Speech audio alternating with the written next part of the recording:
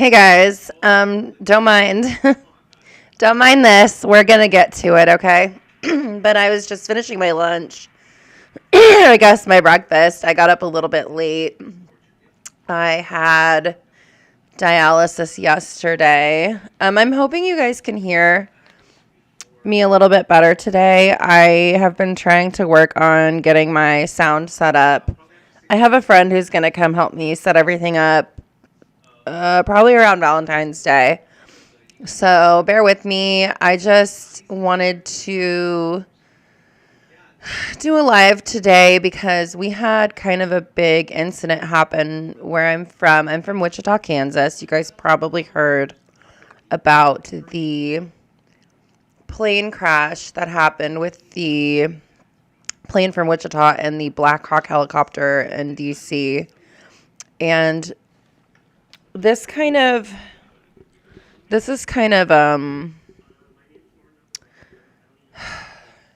so I fly to DC a lot. I go on the honor flight with the veterans. The last time I went to DC was with my dad before he died.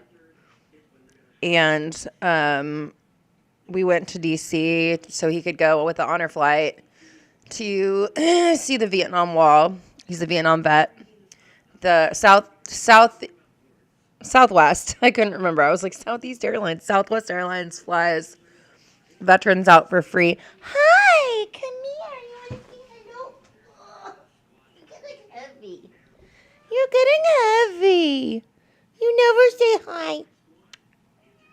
Oh, no. Don't cry, little cat. It's okay. Eggnog. Everybody say hi to Eggnog. She's just being a little Siamese. She was very cross-eyed. She had cross boba eyes earlier, and I know I'm in trouble when the cross boba eyes come out. Anyway, where was I? I got demonetized. I accidentally set my AdSense up as a business account, and I couldn't verify it, so I had to shut it down. I got demonetized for a little while, so whatever. I had to basically all the money I ever made on this channel, I had to just let go, which is fine. I'm not really on here for that. I don't really care. I think it was $10. It doesn't matter. I just got a notification saying I was demonetized. Whatever. I really don't care. I'm just on here because I'm on dialysis and I don't know anyone in my town. I'm from Wichita, like I said. Back to what we were talking about. I'm from Wichita, but I live about 50 minutes away right now because I moved up to work at the prison. And hi, what are you doing? Usually Eggnog is hi. Usually she's sleeping right now, so I'm not usually so distracted, but she's so cute and fluffy and so adorable. Anyway, we're gonna get to the point. But I'm from Wichita, and Wichita is it's a small, big city, so there's probably about 500,000 who live there. About 500,000 people. We got about roughly 400,000 something people. So it's the biggest city in the state, and I love being from Wichita. I will always only have good things to say about Wichita. I got my awards for theater. Eggie. Oh man, she got hit by a car and broke her hip, and her hip is looking a little out of place. I might have to take her to the vet soon. Poor Eggnog. I got my awards for theater back here, being a part of the fine arts scene in Wichita and doing musical theater professionally in Wichita my whole life. We have a beautiful downtown. We are so spoiled when it comes to restaurants and cuisine and food. And I love Wichita. I love Wichita. I love it. I love it. I love it. And I love being from Wichita, Kansas. I mean, you can't really get more America than Wichita, Kansas. The America I liked before. My dad's a veteran, my grandparents, my whole family. And Wichita's the air capital. So we have a big Air Force base here. Growing up in the 90s, we always had the, B-1 bombers, and we have the air show, and it's a big aviation town. big aviation city. Let's look up Wichita. I'm going to show you guys a little bit about where I'm from so you guys kind of have an understanding of where this plane flew out from, because hold on one second. I'm going to get this pulled up and then I'll. All right, oops. So Wichita. Why is this on Yahoo? I don't use Yahoo. I use Google. So here's Wichita. Here's Century 2. It's our big convention center. I used to live right up here at the top of this, like, see these big, like, blue lights coming down the side of this building? I used to live actually right on the other side, on the very top here, on the 25th floor. And it was a big penthouse apartment with, like, big floor-to-ceiling windows. And I'm scared of heights, so I had a hard time. And then we have our Epic Center, which is this little triangle top building here. And then I grew up over here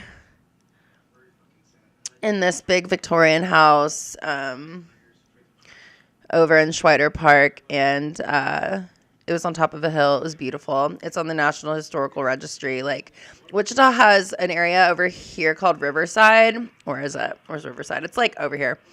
And it has a bunch of Victorian houses, and it's just really beautiful. That's where I met my daughter's dad. And, like, so I have a lot of memories in Wichita. I know a lot of people in Wichita, and I mean, you don't know every single person in your city, but if you're from Wichita, you know that it's a really close community. Like, we're a very close community. And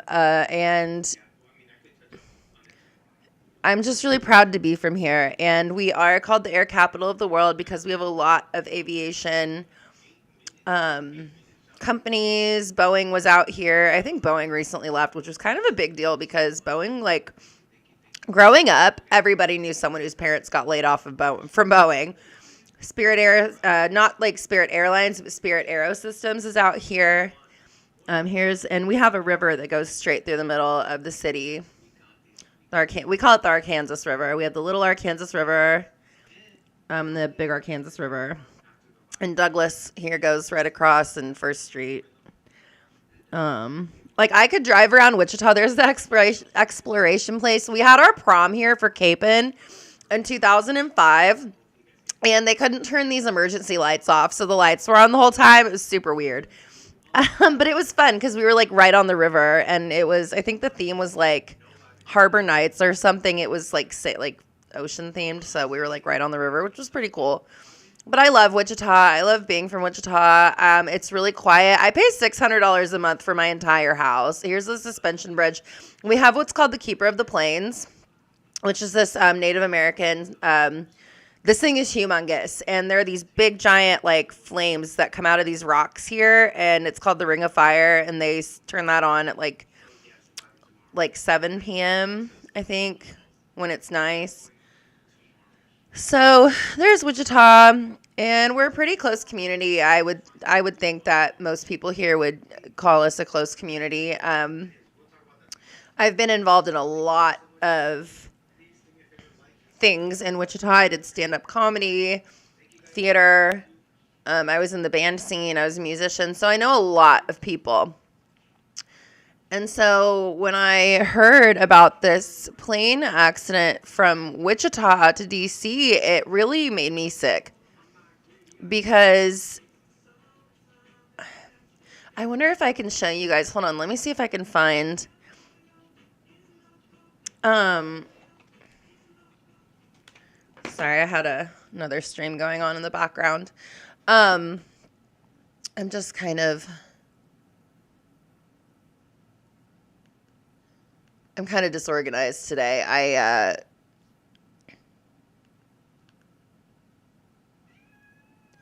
What? Why are you screaming at me?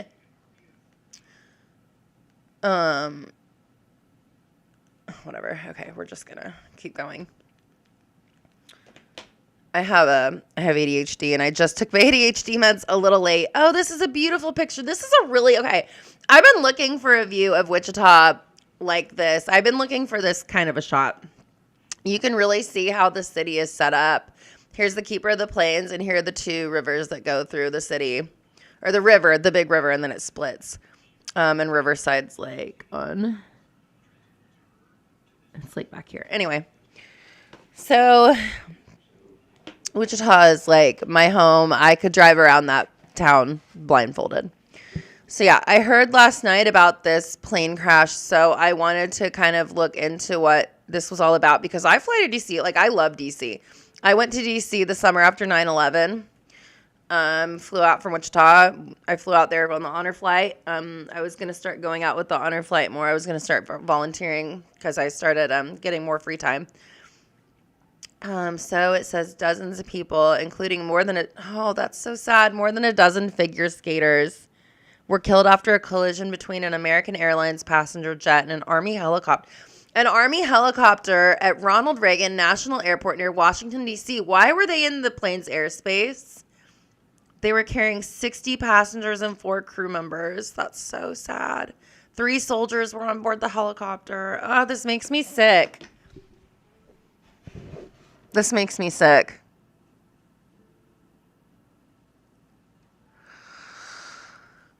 Okay, so I'm going to tell you guys something. Please don't think I'm weird.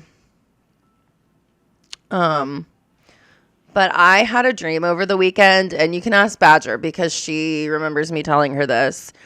I had a dream over the weekend. I was in Wichita in my dream. Like I said, I live about 50 minutes away from Wichita right now. But I was in Wichita because Badger lives here and there. She lives there with her dad and then here with me. And in the dream, a plane fell out of the sky and landed in our river. And I woke up and I must have been talking in my sleep because Badger came in my room. She's like, were you having a bad dream? I was like, Badger, okay, don't freak out. I have to tell you about this dream I had. And I told her about it. And so last night I was like, Badger, do you remember that dream I had? This happened to me before the 2011 tsunami too. And I had a dream about a tsunami for like a month. And then it just like stopped. I never had it again. So I don't know if I have like ESP. I don't know. But it literally gave me goosebumps. I was like, holy shit, Badger. I don't even know what to think about this, but let's look into this more. The National Transportation Safety Board, they're supposed to be investigation. NTSB to hold a media briefing at 2:45 p.m. today on its investigation into yesterday Eastern time. So it's going on in 1 minute. Let's see if we can find anything on this. Oh, I don't want to go on X. No, I don't want to go on here. I want to look somewhere else. Maybe we can find it. Sorry, guys. I'm just looking for the briefing because they're doing a press briefing today, right now, actually. And I want to, let's see.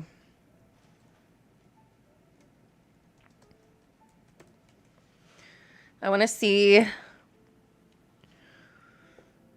right, let's watch this. You guys want to watch this 37 minutes ago? It looks like I might have. I thought it was going to be at 2:45 Eastern time. I'm Central time right now. Oh, okay. It's about to start. So why don't we do this? Why don't we watch this? Because Wichita is like a very close community. What the fuck? Why is this not?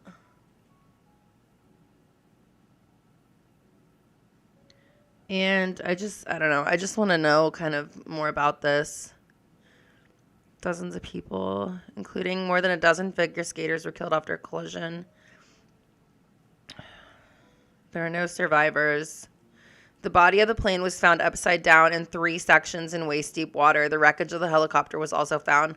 At least 28 bodies were pulled from the icy water of the Potomac River. Oh, my God. There was no immediate word on the cause of the collision, but officials said flight conditions were clear as the jet arrived from Wichita, Kansas. I want to cry. This makes me so sad. U.S. figure skating previously confirmed that several skaters, coaches, and family members were on the commercial flight after attending a development camp that followed the national championships that ended Sunday in Wichita. I'm glad I didn't put my makeup on yet because, I'm going to start crying. This is really sad. So we'll watch this.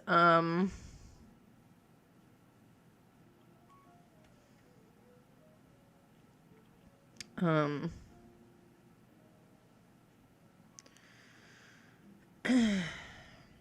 we'll watch this when it starts. And we've got a couple other things to go over. I kind of want to listen to this voicemail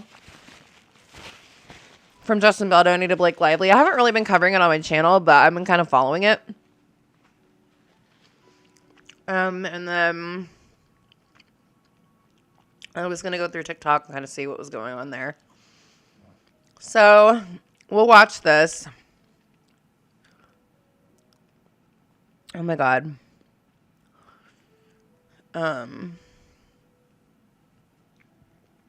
Sorry guys, 1 second.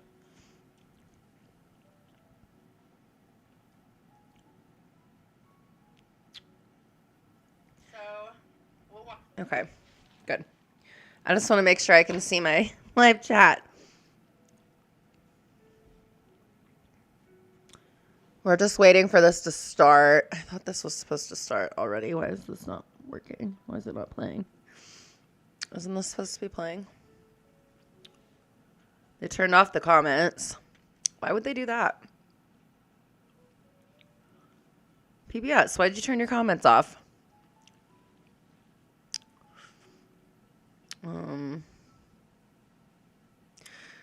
Are they not going live with this yet because of this Cash Patel thing? Oh, that's probably why. 175 people waiting. I wonder if they'll turn the comments back on. I don't know. I guess we'll see.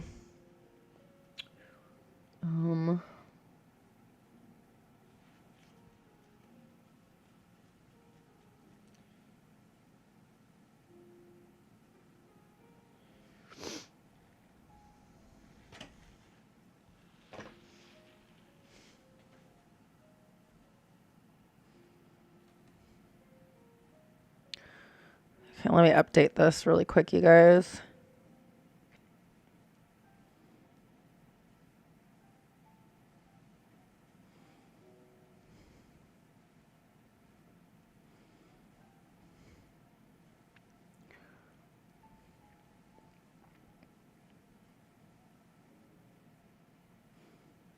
Okay. I had to let people know. I had to let people know that we're about to watch this. I hope you guys don't mind. I'm eating my lunch as we watch this because I have not had a chance to eat lunch yet. Because I woke up. Ugh, gross. I woke up late. Ugh. I had dialysis yesterday and it was rough. So I had some people asking about dialysis. I've been on dialysis since 2018. My dad was a Vietnam vet and he had Agent Orange. And I was born with birth defects due to Agent Orange, I guess. So I was born with critical kidney function. And when I was a baby, I was a preemie in the NICU. I guess it's pretty common for Agent Orange babies to be premature and have like problems. So I went into kidney failure after my pregnancy with my daughter when I was 27, but I found out I had kidney disease when I was 25. So I'm about to turn 37 in April. So I've been on dialysis for 7 years. I go Monday, Wednesday, Friday. And, yeah, it sucks.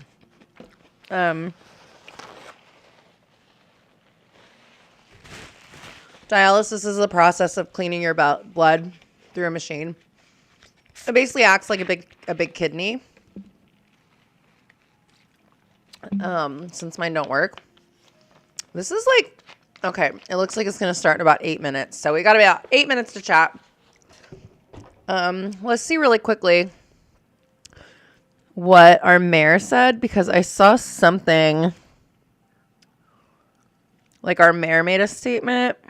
Lily Wu. She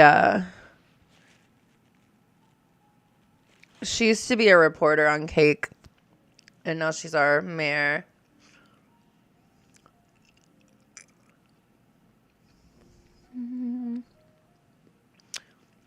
Where'd it go? I just had it pulled up.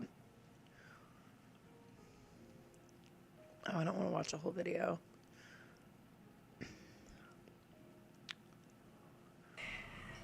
First and foremost, I want to address that our hearts are heavy. Our hearts are heavy as a city. Our hearts are heavy as a city council. Okay.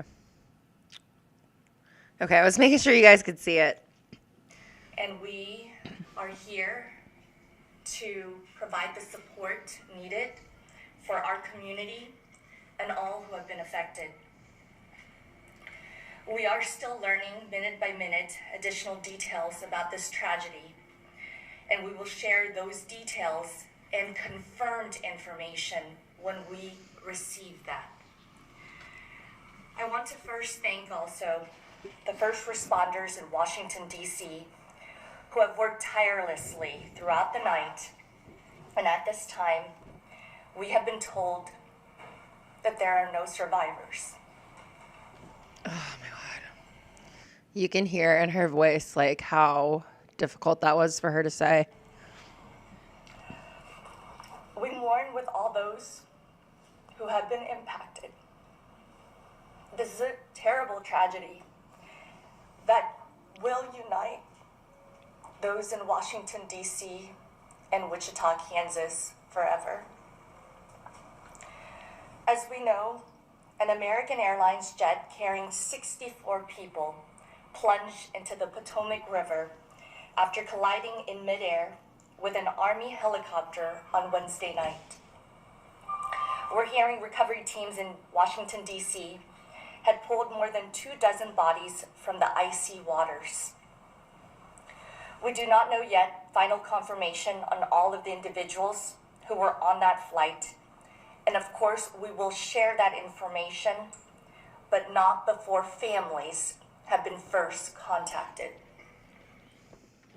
Thanks for watching. Stay up. You know, I saw someone in the comments today of, I think it was, this is why I don't go on Facebook. She was like, you know, there are other people whose families got killed too. Shut up. With search and rescue and recovery, we stand back to allow them to do their important safety mission. And so this for us is our first full day on scene with our entire crew coming together. We have about nearly 50 people on scene. And in This is live, by the way, guys. So our resources back at headquarters, in our labs, and throughout the agency. So with that said, we are not going to get into specific facts in this press conference. I want to level set here. We're going to Well, then what's it for? Investigative process. As we are able to confirm factual information, we will provide that. Wait, then why are you having this? It is a whole of government effort. I was able to meet, along with others, I don't like her tone. United States and the Vice President this afternoon. I want to thank them for their leadership, for their tremendous support of the NTSB, for our investigators, and for the responders that are on scene doing an important mission. I also want to thank Secretary Sean Duffy, who I was communicating with early on after we first got word of this tragedy. We've been working together throughout the day, along with his team at the DOT and within FAA. I also want to thank Secretary Pete Hegseth, who was also integral in working with us today. Chris Rocheleau, This is the worst administration we could ever have in charge for something like this to happen. members of Congress on both sides of the aisle. And so I will say this is a tremendous, one more time, whole of government effort. I also want to take a moment and thank the many, many responders that have been on scene. It has been an incredible effort, and I will have a full list that I will provide, that we will provide tomorrow. But I do want to thank them for all their work. With that, I'm going to turn it over to Member Inman for additional remarks.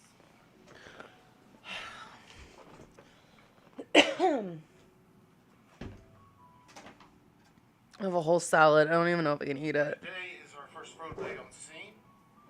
Our investigative team will be on scene as long as it takes in order to obtain all of the perishable evidence. Why is this so quiet? That is needed to bring us to Oh, shit.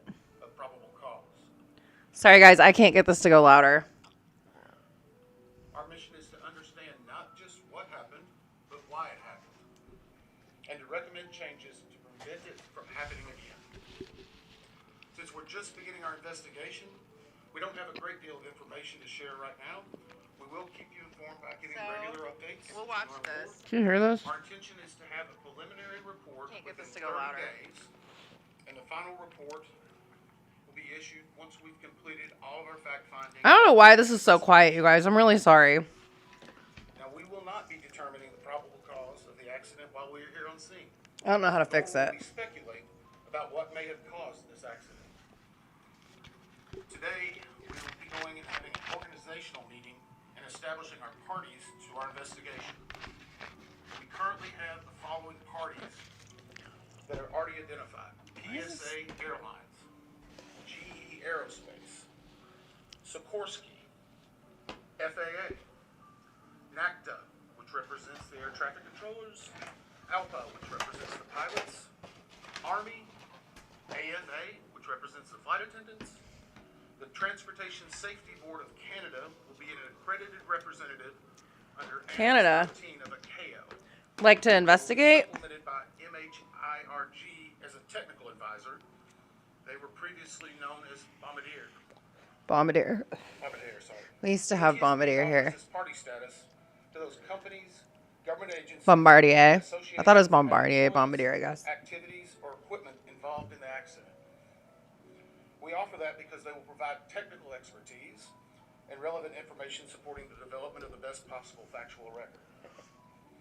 Once they join this investigation, they are not permitted to release documents or talk publicly about the investigation without the consent of the NTSB.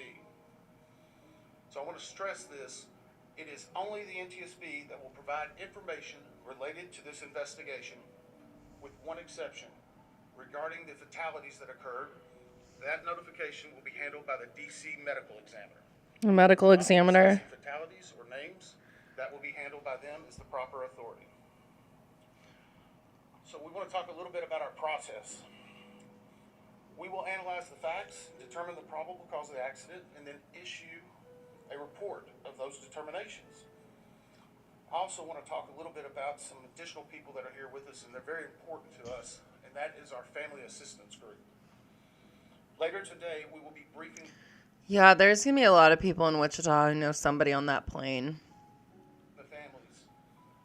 We normally try to do this before a media event, but in this case, they're still arriving. Our family assistance specialists are already working closely with local officials and others to help assist them in their efforts to support everyone that's affected by this accident. And let me just reiterate what the chair said. A loss of life in an aviation accident is very unusual in the United States. And our heartfelt sorrow goes out to everyone that's affected. It affects us, it affects everyone around us. There are a lot of people hurting today. We will help find out what happened. We will do it factually, and we will do it accurately. As part of this, we are going to be standing up some specific working groups. Those working groups will be operational. I don't know if it's just me, but I don't like how the NTSB talks to people. Like, I do not like their tone at all. I don't know what it is. It was her. It's him. I don't know what it is. I don't know. That we'll be looking at the history of the accident flight, crew members' duties for as many days before the crash as appears relevant. We'll be forming a structures group, which will be the documentation of the airframe wreckage and the accident scene, including calculation of the impact angles to help determine the plane's pre-impact course and altitude. We'll have a power plants group. They will do the examination of the engines and the engine accessories. We'll have a systems group. They will study the components of the plane's hydraulic, electrical, pneumatic, and associated systems, together with the instruments and elements of the flight control system. We'll have an air traffic control group. They will do reconstruction. What was going on with air traffic control when this happened? Why was there a Blackhawk in their airspace? This is what I don't understand. Systems provided to and including acquisition of pertinent flight track surveillance information. Like, DC has a very tight airspace. Like, I've flown into DC from Wichita plenty of times. How does this happen? And then they're like, oh, we're not going to give any factual, like, we're not giving you guys any facts. We're just going to, what did she say? I don't know. It's just, this is just bizarre. What you might typically think of as radar or ADS-B. Why is this so quiet, bro? Pilot communications. Speak up. We will also have a survival factors group. They will be doing the documentation of impact, forces, I can't make it louder. community emergency planning, and all crash and fire rescue efforts. Also, due to the unique nature of this crash, we will be having a helicopter group as well. Lastly, we will have a human performance group, and this will not be its own group. It will actually be a part of the operations, air traffic control, Human performance and helicopter group. groups. What's that mean? They will study the crew performance and all before the accident factors that might be involved in human error, including fatigue, medication, medical histories, training, workload, equipment design, and work environment. Now we're going to take a few questions, but I will again stress, we don't have a lot of information now. We will continue to gather that. We will try to release it as we can, but we will only talk about the facts of the case that we know right now. I'm going to ask, we'll call on a few people. I'm going to ask that you state your name and affiliation.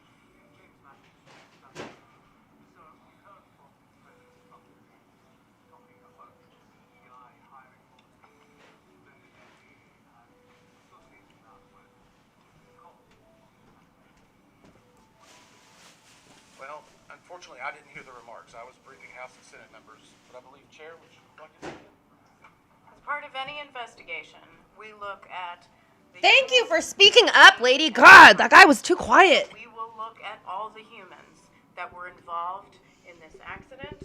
Again, we will look at the aircraft, we will look at the helicopter, we will look at the environment in which they were operating in. That is standard in any part of our investigation. I'll turn it back. I don't like her tone. I'm sorry. I just don't. What is the difficulty in a water disaster like this, which presents a very difficult environment for your investigators? Yeah. How are they going to investigate? The question was on the flight data recorders. And we have not recovered the flight data recorders yet. We know they're there. They are underwater. This is not unusual for the NTSB. The black We have box? many Is that what they times mean? Recovered flight data recorders in water. We have our lab right here that is about a mile from the NTSB, so it's not unusual. And once we get those, we'll be able to get those read and information from them to be able to provide further information to you. I'm going to turn it back over to Member Emily. Ugh, quiet guy again.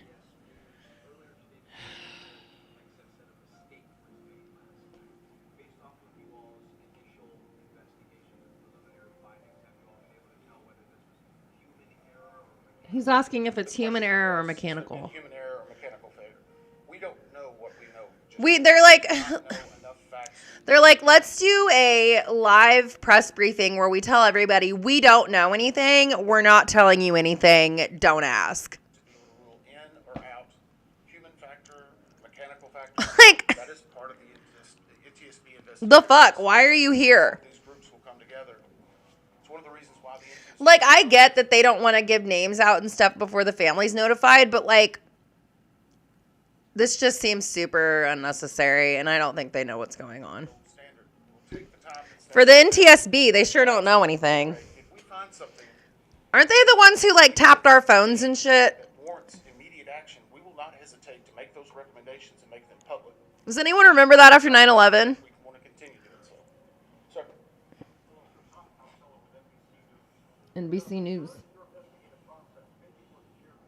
the purchase Okay, so he's breathing really loud. I can hear that, but I can't hear him talking. He's breathing so loud. Oh, God. Tom, with all due respect, I think the press also likes to state what probable cause is before we get to the probable cause. This is what I mean. Her fucking attitude. What is her problem? She's a bitch, dude. I can't with these people. So what I'm going to say is you need to give us... I'd be like, don't speak to me like that. NTS, it's not that we don't... It's this fucking tone. It's this tone. This pisses me off. If I was the family of someone on that plane, I would be pissed. I'd be like, don't fucking talk to me like that. They're just trying to find out, like, why are you having a fucking press briefing if you're going to say, listen, guys, we don't know. Stop asking. God, like, fuck you, bitch. Ooh, this makes me mad. I don't like when people fucking talk to me like that. We have data. We have substantial amounts of information. Then what? That's, we need to verify information. we have it. We're just not going to tell you. To make sure it is accurate. That's best for you. That's important for the families. It's important for legislators. This lady needs to take it down a peg. To try to figure out what they're going to do about this. She's pissing me off. So it will take time. We do have a lot of information, but we need some time to verify. Apparently you don't. Just say you don't know and get it over with.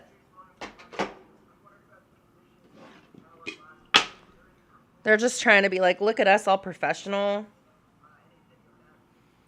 Question is about controllers. As I said, we're just now forming the groups. Controllers do have union representation, which they are entitled to. They'll be working with our party system and our party groups. They'll be conducting interviews.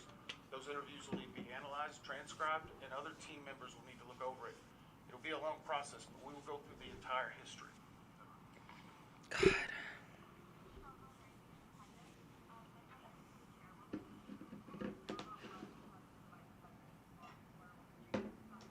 I don't know what you're saying, lady. Sure. So the question was about my briefing for the president and the vice president. As is standard, we offer briefings on our process and what we know, and this was a briefing with the president and vice president and with Secretary Duffy and Secretary Higgs. These are like the worst people who could ever be in charge. The acting administrator of the FAA. There was discussion on what we know so far. And Why does this shit always happen when Trump's president? And that was about it.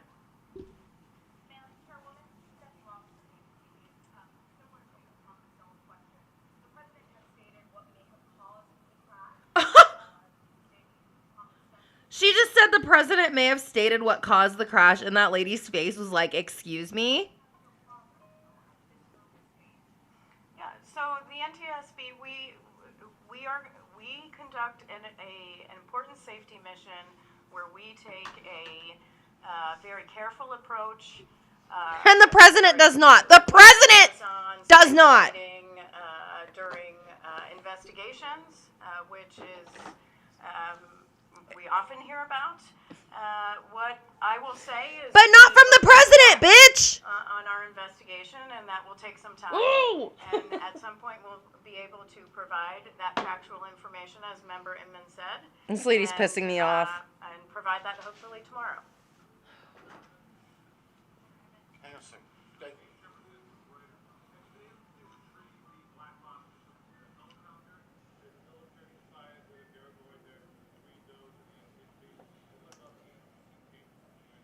So the question was about black boxes, which are referred to as black boxes, which are typically orange. We have not recovered any of the boxes involved yet. We feel comfortable and confident that we will be able to. Right now, recovery of life is probably the most important. Well, it sounds like there's not anybody ongoing who survived. efforts involving the fatalities involved, along with some debris is coming out as well. We will make sure that that perishable evidence is maintained. We have a great process for that. We will probably have more than one black box, so to speak. It's our understanding that the Sikorsky helicopter is equipped with some form of recording devices, and those will be read. Well, yeah, it's an Army helicopter. Of course it has recording devices. Relationship with them, and we've already made agreements in order to be able to do that. So I feel comfortable in what we're going to be doing. The other question was about air traffic control. We received a very large package of information from the FAA at about 3 a.m., I believe, this morning. That is still being reviewed and analyzed. Oh, God. I would say there's a lot more information that usually comes in that than what you may find online, people might speculate about. And that is part of that overall process where we take the time to get the information correct and to make sure all the parties are engaged and involved and can fact check that information. One.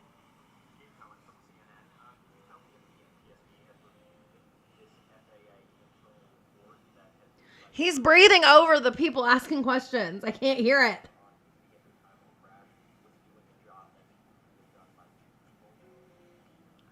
We have not reviewed any specific reports about the controllers at this time, at least from the leadership team.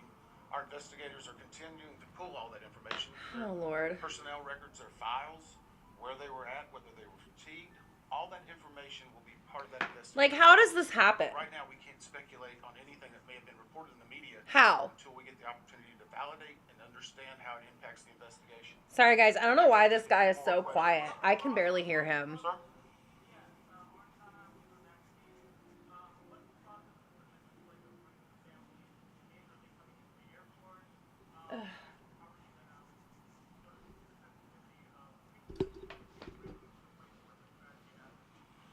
So the question is about the families, and many of those families are still en route. Some are still being notified from both the military and from the commercial crash.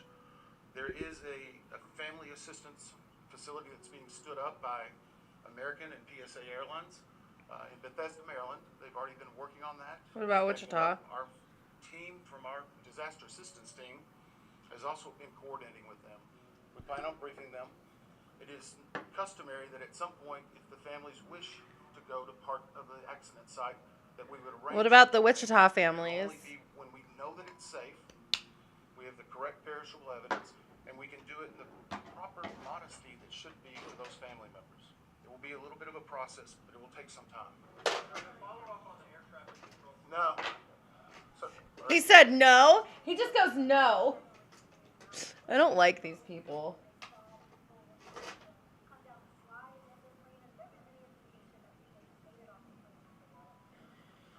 Well, again, we will not speak to the fatalities. The D.C. medical examiner will, but I think the D.C. fire chief this morning very succinctly said correctly that we believe there are no survivors. No survivors is what he's saying. So, hang on one second. Right now, we're going through the debris fields. Nothing we've seen would indicate that maybe slides or chutes were deployed.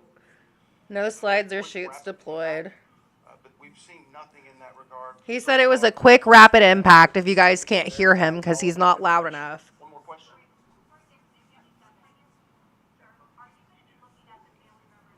Go ahead. Family members' cell phones is what they asked about, and then he skipped it. The question was about the helicopter procedures, and in D.C. it's kind of a unique environment. We've been getting briefed more and more by the FAA. I'm not an air traffic control specialist. Clearly you're not. Zones, if you will, or tracks.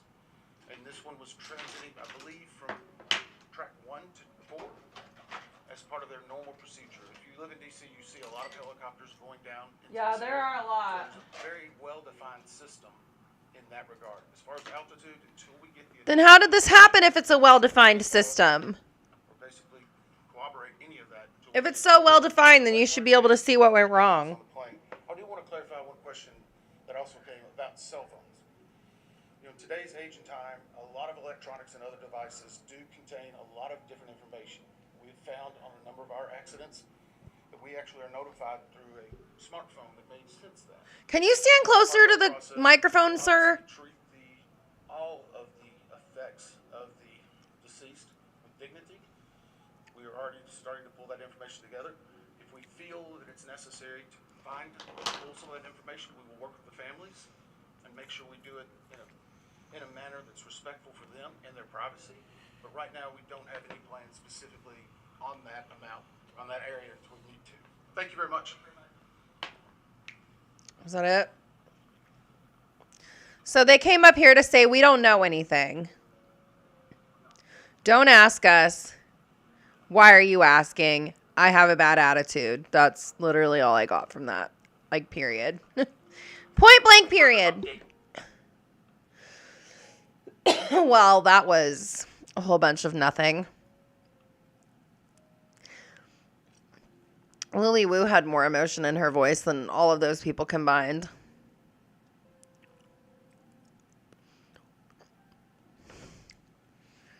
Oh, God, here we go. Former Transportation Secretary calls Trump's criticisms despicable. As families grieve, Trump should be leading, not lying. True, I agree. Former Transportation Secretary Pete Buttigieg, I love him, posted on X shortly after President Donald Trump's White House news conference. What did he say? Wait, what did Trump say? Is this going to piss me off? Is this going to make me mad? Everything he does makes me mad.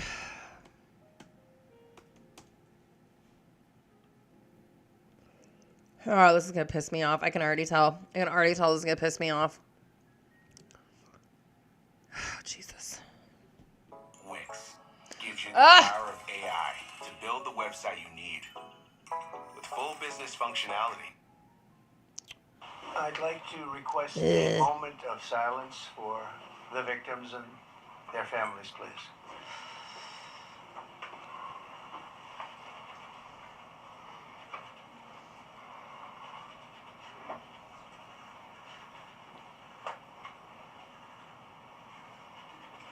Is everyone looking at me?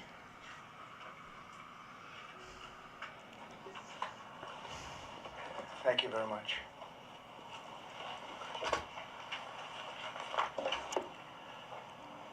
I speak to you this morning in an hour of anguish for our nation. Just before 9 p.m. last night, an American Airlines regional jet carrying 60 passengers and 4 crew collided with an Army Blackhawk helicopter carrying 3 military service members over the Potomac River in Washington, D.C., while on final approach to Reagan National Airport. Both aircraft crashed instantly and were immediately submerged into the icy waters of the Potomac. Real tragedy. The massive search and rescue mission was underway throughout the night, leveraging every asset at our disposal, and I have to say the local, state, federal, military, including the United States Coast Guard in particular, they've done a phenomenal job. I have so many family members in the Coast Guard, and they do really a lot. People don't give them enough credit at all. I think the Coast Guard needs to get way more cred. So here's all my cred going to the Coast Guard peeps. I love you guys. So quick, so fast. It was mobilized immediately. The work has now shifted to a recovery mission. Sadly, there are no survivors. This was a dark and excruciating night in our nation's capital and in our nation's history, and a tragedy of terrible proportions. As one nation, we grieve for every precious soul that has been taken from us so suddenly, and we are a country of we are in mourning. This has really shaken a lot of people, including people, very sadly, from other nations who were on the flight. For the family members back in Wichita, Kansas, here in Washington, D.C., and throughout the United States and in Russia, we have a Russian contingent, some very talented people. Unfortunately, were on that plane. Very, very, very sorry about that. Whose loved ones were aboard the passenger jet. We can only begin to imagine the agony that you are all feeling. Nothing worse. On behalf of the First Lady, myself, and 340 million Americans, our hearts are shattered alongside yours, and our prayers are with you now and in the days to come. We'll be working very, very diligently in the days to come. We're here for you to wipe away the tears and to offer you our devotion, our love, and our support. There's great support. In moments like this, the differences between Americans fade to nothing compared to the bonds of affection and loyalty that unite us all. He didn't write that. Americans and even as nations. He didn't write that. We are one family, and today we are all heartbroken. We're all searching for answers. That icy, icy Potomac, was it cold, cold? Why would you say that? Why would you say that? Why would you say that? Why would you say that? Cold water. we're all overcome with the grief that many who have so tragically perished will no longer be with us. Together we take solace in the knowledge that their journey ended not in the cold waters of the Potomac, but in the warm embrace of a loving God. We do not know what led to this crash, but we have some very strong opinions and ideas, and I think we'll... Sorry, that was like a, I don't know what happens anytime anyone brings up like God. I don't know what it is. I was raised Catholic, but I know that it's a comfort to a lot of people during these times, but it's like it's instinctual. Like I don't mean to. It just happens. We'll probably state those opinions now, because over the years I've watched as things like this happen, and they say, well, we're always investigating, and then the investigation 3 years later they announce it. We think we have some pretty good ideas, but we'll find out how this disaster occurred, and we'll ensure Okay, he's not wrong there. That's literally what they did. They were like, we don't know, we'll let you know. He isn't wrong about that. Like, they really did just do that. They were like, well, we don't have any information, but we'll tell you at some point. Like, don't worry, we have the information, but we're not going to tell you. No, he is right about that. They just did that. If this ever happens again, the FAA and the NTSB and the U.S. military will be carrying out a systematic and comprehensive investigation. Our new Secretary of Transportation, Sean Duffy, his second day on the job. When that happened, it's a rough one.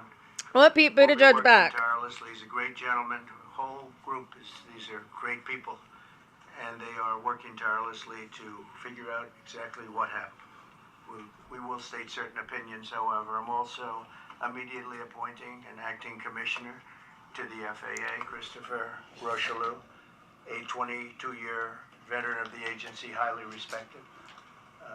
Christopher, thank you very much. Appreciate it. We must have only the highest standards for those who work in our aviation system. I changed the Obama standards. Oh, God. Here we go. From mediocre at best to extraordinary. Is he really going to make this? That only the highest. You remember that?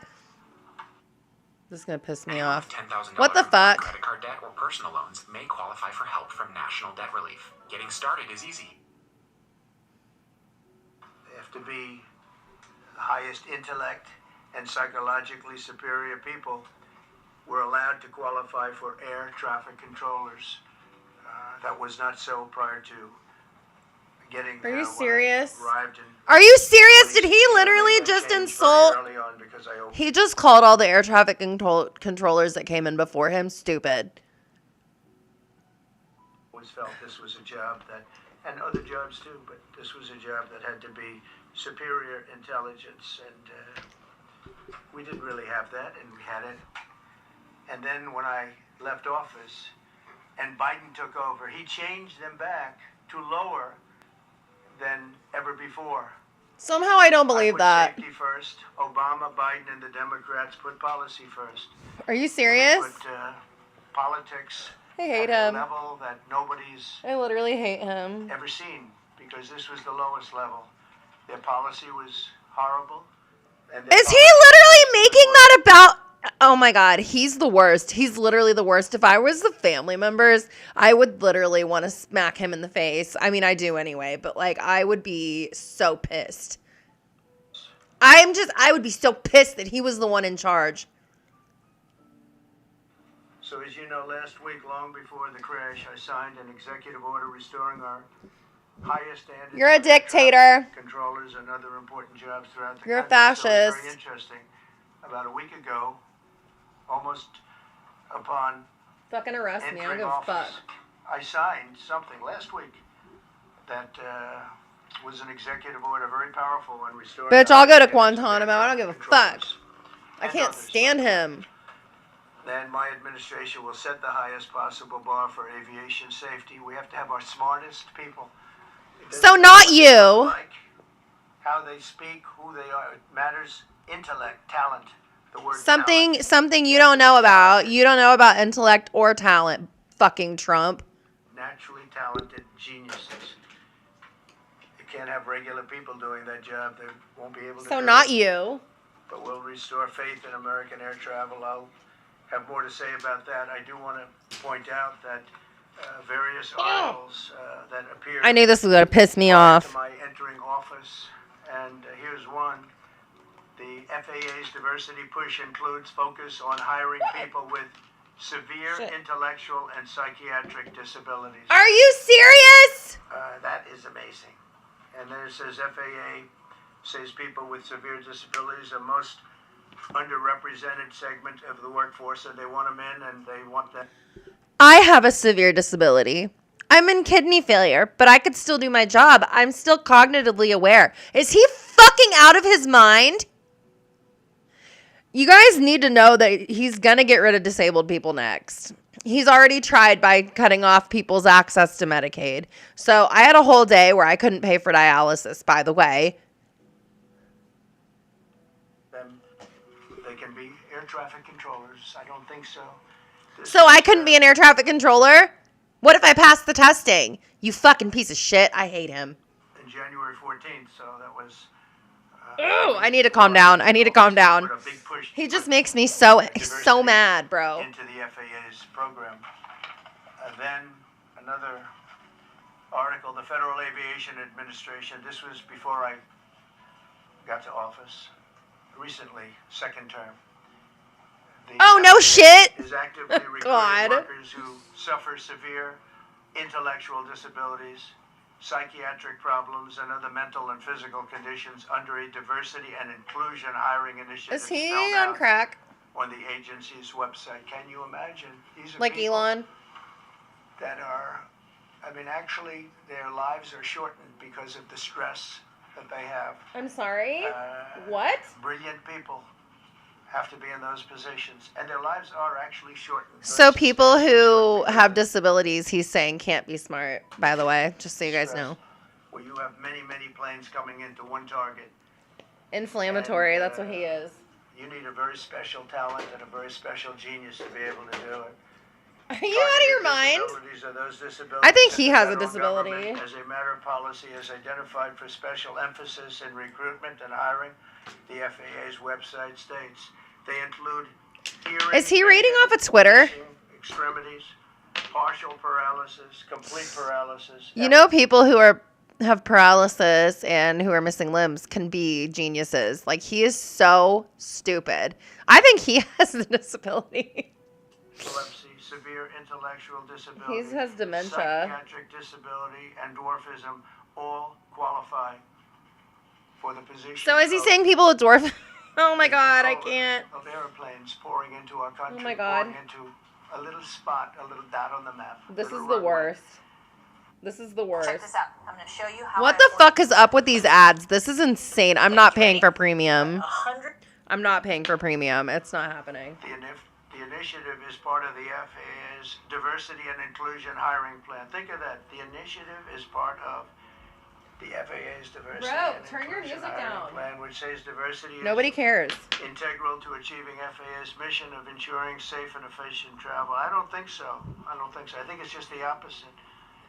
The FAA website shows that the agency's guidance on diversity hiring were last updated on... Why is he so March 23rd of stuck 2021. on this DEI shit? Like, why is he's so racist? He's just like, this is my dog whistle to let you guys know that I don't like people who are minorities, but I can't straight up say it. So I'm just going to keep saying DEI because that's the blanket statement for all of the people that Trump hates. Just so you know. To make it even more so. And then I came in, and I assume maybe this is the reason. The FAA, which is overseen by Secretary Pete Buttigieg, a real winner. We love him. Winner. We love him. Everything's run since he's run the Department of Transportation. He's a disaster. You're a He was disaster. a disaster as a mayor. He ran his city into the ground, and he's a disaster now. He's just got a good line of bullshit.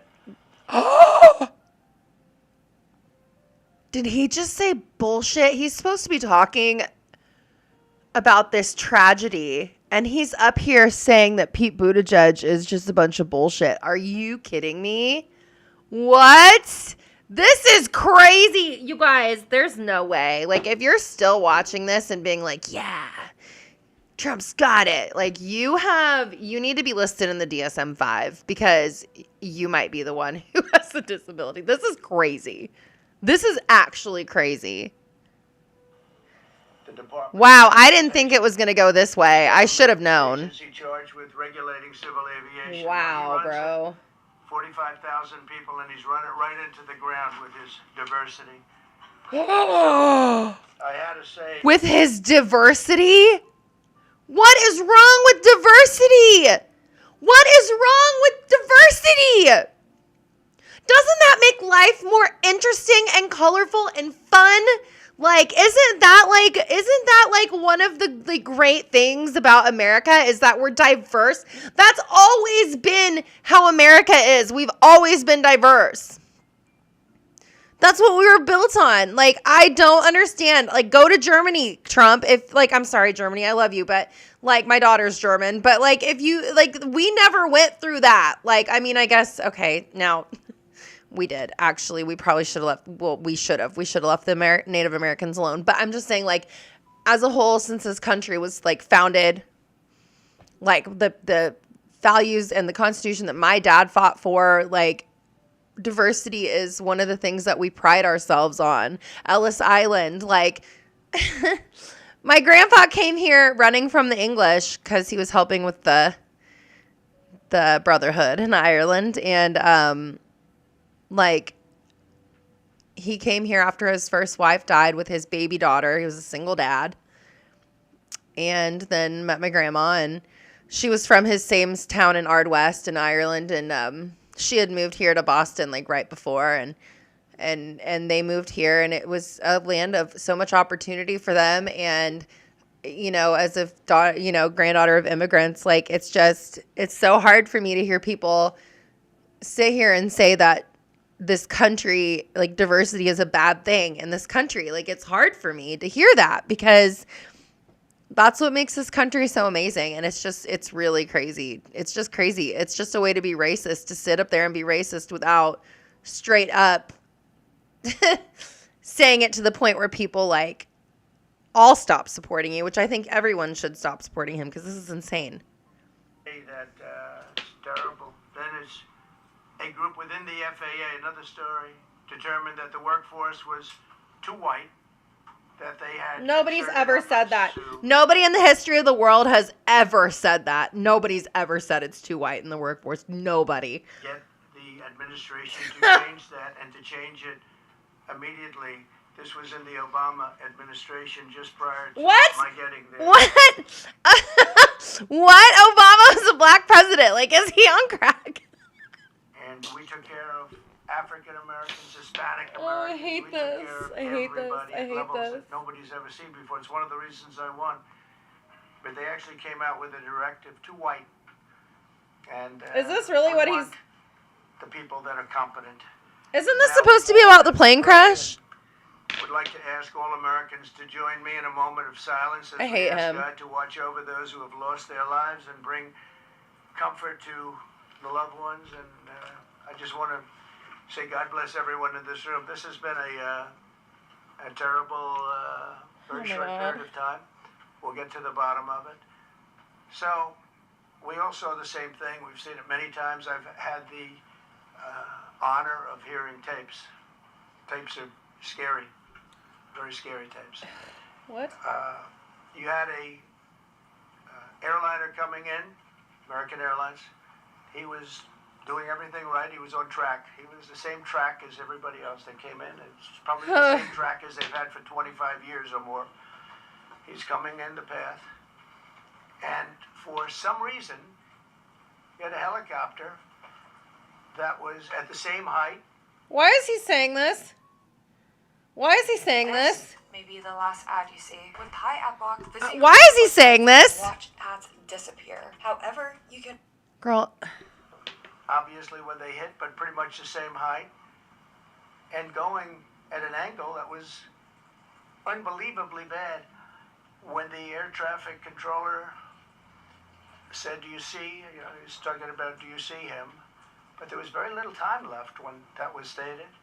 And then also, he said, follow him in. And then almost immediately after that, seconds after that, there was the crash that took place. Well, you follow them in. That means like everything's fine. Follow them in.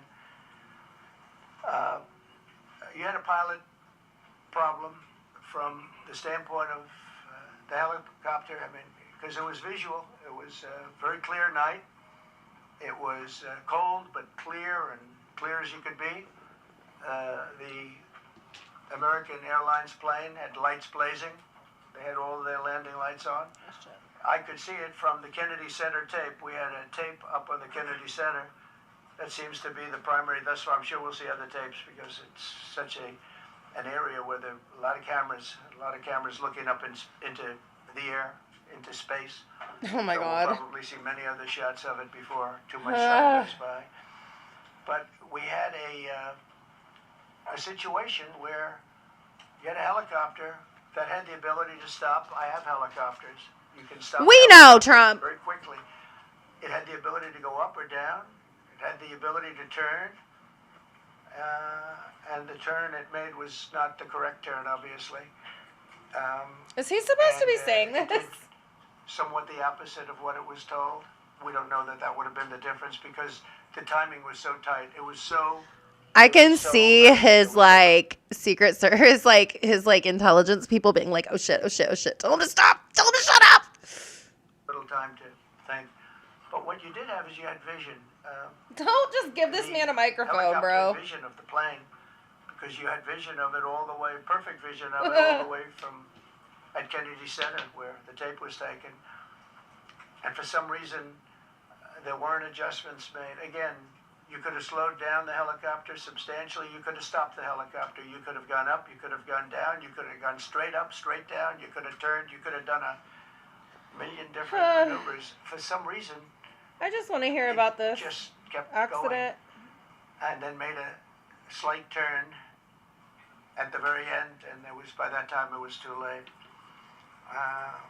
They shouldn't have been at the same height, because if it was at the same height, you could have gone under it or over it, and nobody realized. So this is just him standing up there speculating.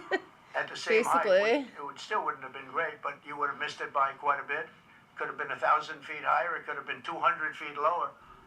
But it was exactly at the same height, and somebody should have been able to point that out. So all of this is going to be studied, but it just seems to me, from a couple of words that I like to use, the words common sense,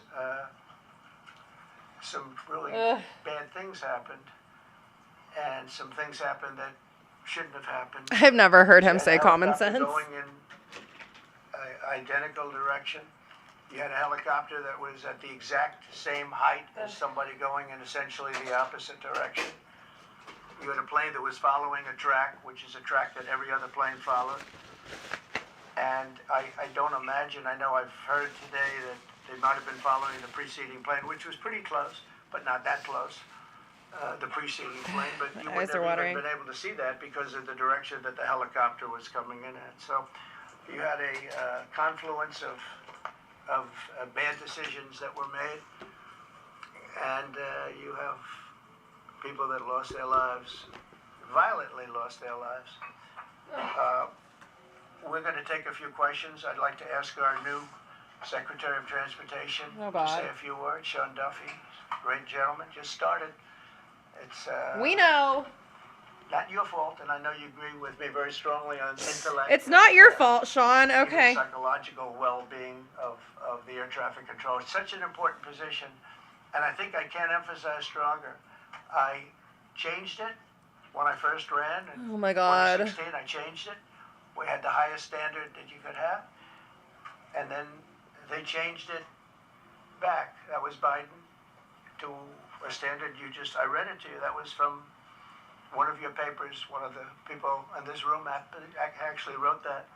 And then I changed it back a few days ago. And unfortunately, that was, we'll see. We don't know that necessarily it's even the controller's fault. But one thing we do know, there was a lot of vision, and people should have been able to see that, at what point do you stop? At what point do you say, wow, that plane's getting a little bit close? So this is a tragedy that should not have happened. Please. Oh my God, these ads are out of control.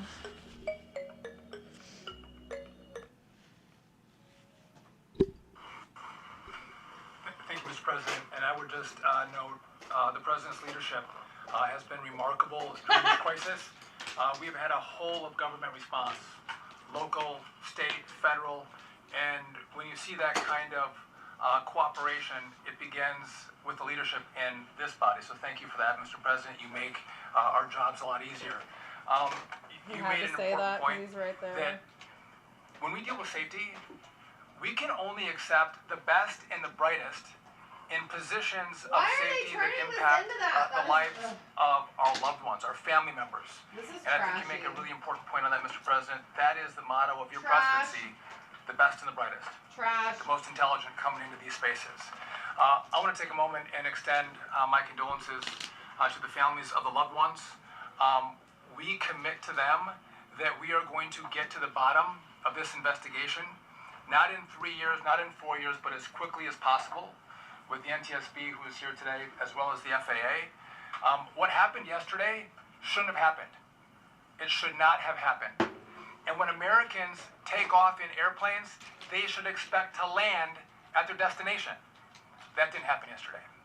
That's not acceptable. And so we will not accept excuses. We will not accept passing the buck. We are going to take responsibility at the Department of Transportation and the FAA to make sure we have the reforms that have been dictated by President Trump in place to make sure that these mistakes do not happen again. And again, I want to thank you for your leadership, Mr. President, and I appreciate the confidence you placed in me. Thank you. Pete, would you like to say something? Well, thank you, Mr. President. Again, I want to echo what the Hey, it's that drunk guy. about your leadership from the moment we found out about this. We were in contact. Somebody smell his breath. Somebody make sure he's sober. With the White House trying to determine exactly what happened. I would echo it as well. No excuses. We're going to get to the bottom of this. We're going to get to the bottom of this, guys. We want to pass our condolences to the 64 souls and their families that were affected by this. Never should happen. And certainly the 3 service members, the 3 soldiers, a young captain, staff sergeant, and the CW2 chief warrant officer, on a routine annual retraining of night flights on a standard corridor for a continuity of government mission. The military does dangerous things. It does routine things on the regular basis. Tragically, last night, a mistake was made. I think the president is right. There was some sort of an elevation issue that we have immediately begun investigating at the DoD and Army level. Army CID is on the ground investigating. Top-tier aviation assets inside the DoD are investigating, sir, to get to the bottom of it. The only thing I'll say about him is at least he has some military experience and has, like, somewhat of a place in politics, but, like, not really. Because it's absolutely unacceptable. But I want to echo what the Transportation Secretary and you, Mr. President, said, because it pertains to the DoD as well. We will have the best and brightest in every position possible. As you said in your inaugural, it is So they're saying no disabled people. We want white people who are our best and brightest, is what they're saying, you guys. This is a big dog whistle. They're saying we don't want anyone who's a minority because they... Listen, I got my degree in history. You guys know this. I got my degree in history, and one of my specialties is the World Wars, and then Vietnam.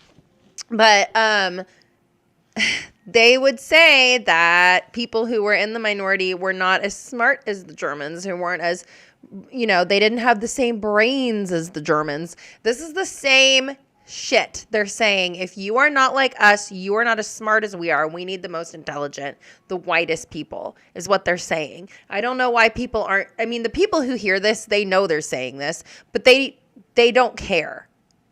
And they like that. They're like, yeah, we're the top dogs again. We're the best again. Like, they don't want the playing field to be leveled because they can't get ahead in life otherwise. They're not special. They're just like every other white person out there. Yeah, you are. You're not special. If you believe in fucking Trump and all these people and what they're saying, you're not fucking special, and you're the lowest common denominator. You need to go back to fucking 5th grade because you probably dropped out. Merit-based. The best leaders possible, whether it's flying Blackhawks, flying airplanes, leading platoons, or in government. The era of DEI is gone at the Defense Department. So they're standing up here saying, if you are not white, you're not smart. That's literally what he's saying. Our air traffic control. I hate whether it's this. in our I hate generals, this. Or whether it's throughout government. So thank you for your leadership and courage on that. I sir, hate this. and I we'll hate stand by this. you. I hate this. JD, please.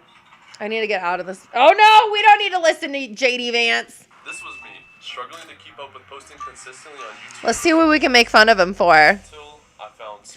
What can we make fun of him for? Everything, but let's see. I like to bully JD Vance. Look at him and his face. Did you get more filler, JD? You got a little pillow face going on, buddy. Your eyeliner's getting a little, you might want to get that touched up. It's starting to fade a little bit. Got your tattooed eyeliner on. JD Vance is such a clown, bro.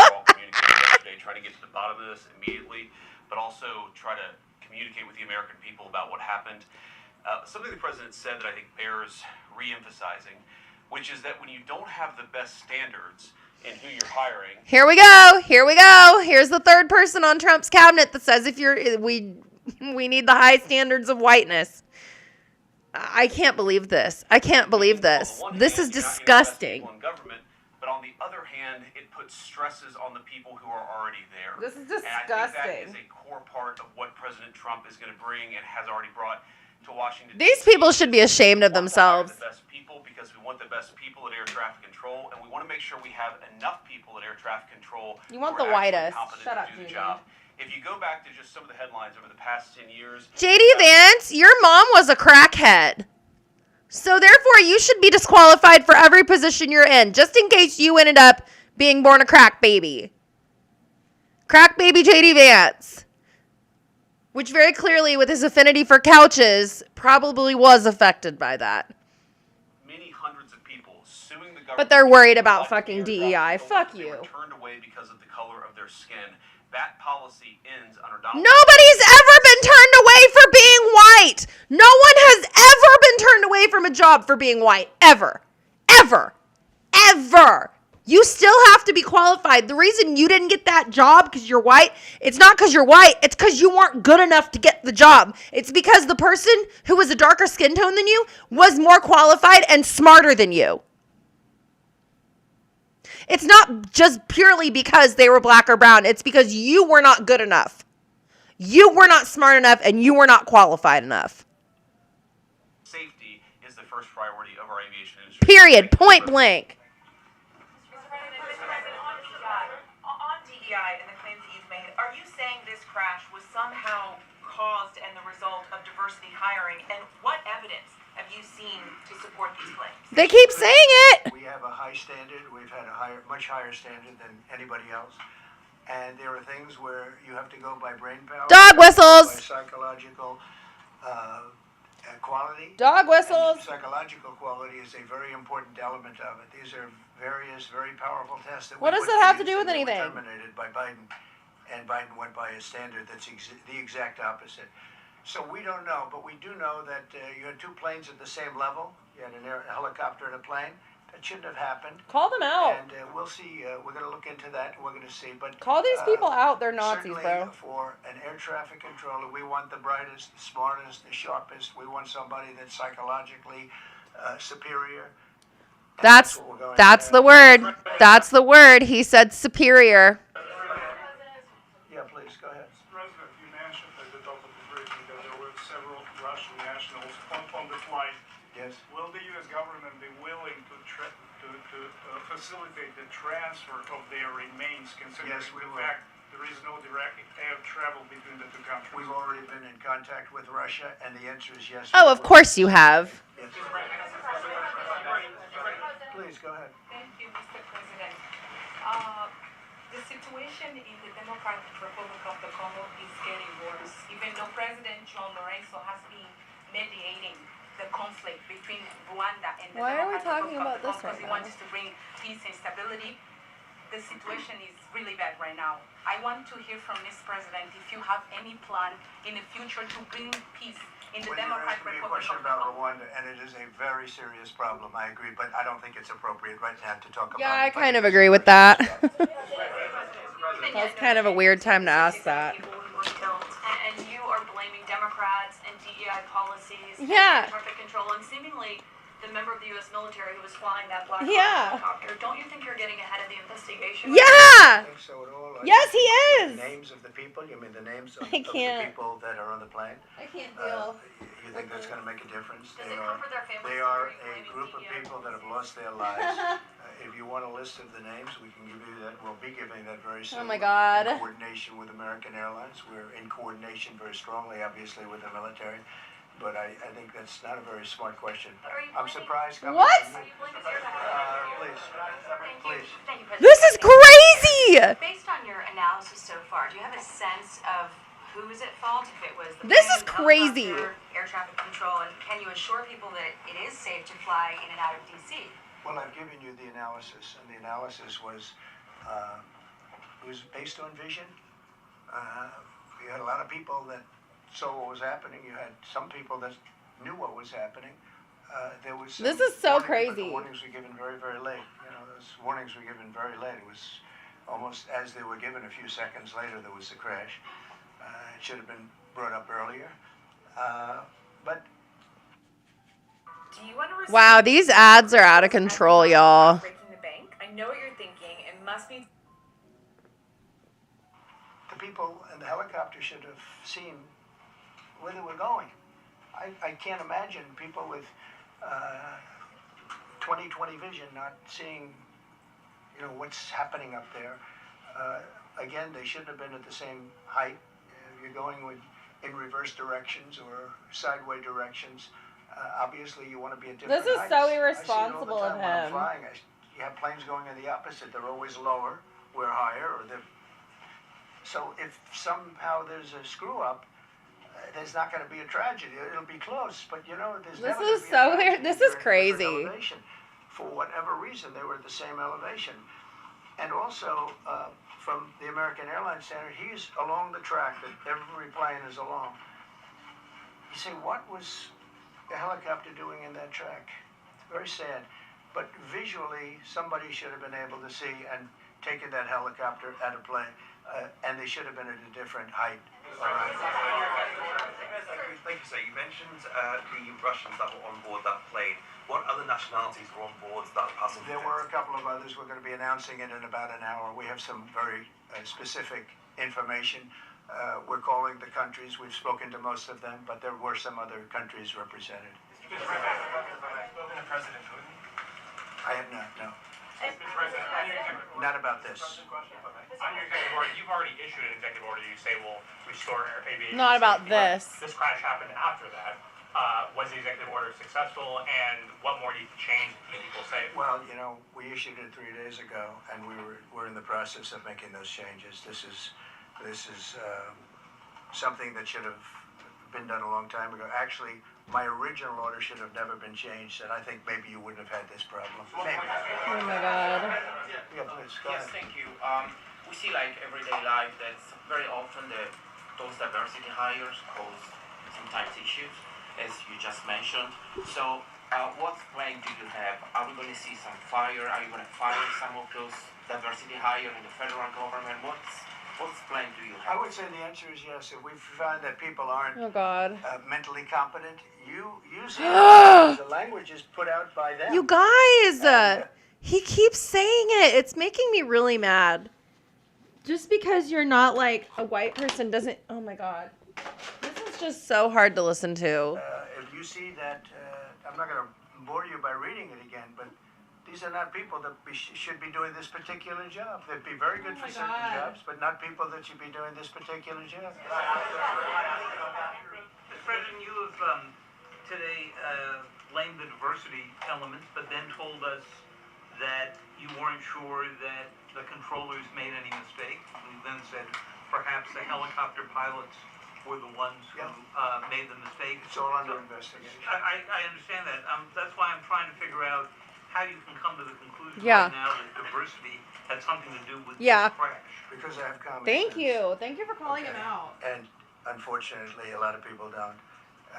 Oh my We God. want brilliant people doing this. This is a major chess We game want white at the people highest doing level. this. When you have 60 planes coming in during a short period of time, and they're all coming in different directions, and you're dealing with very high-level computer work and very complex computers. And one of the other things I will tell you is that the systems that were built, I was going to rebuild the entire system. And we had You weren't an going to do election that didn't anything. turn out the way it should have. But they didn't build the systems properly. They spent a lot of money renovating a system, spending much more money than they would have You weren't gonna do spent if they anything, bought a bro. new system for air traffic controllers. We meaning all the know he wasn't going to do computerized any of systems. this.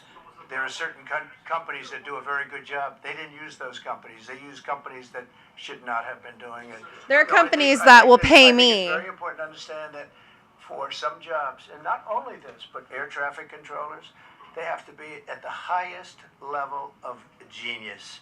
Okay. Okay, but what is what?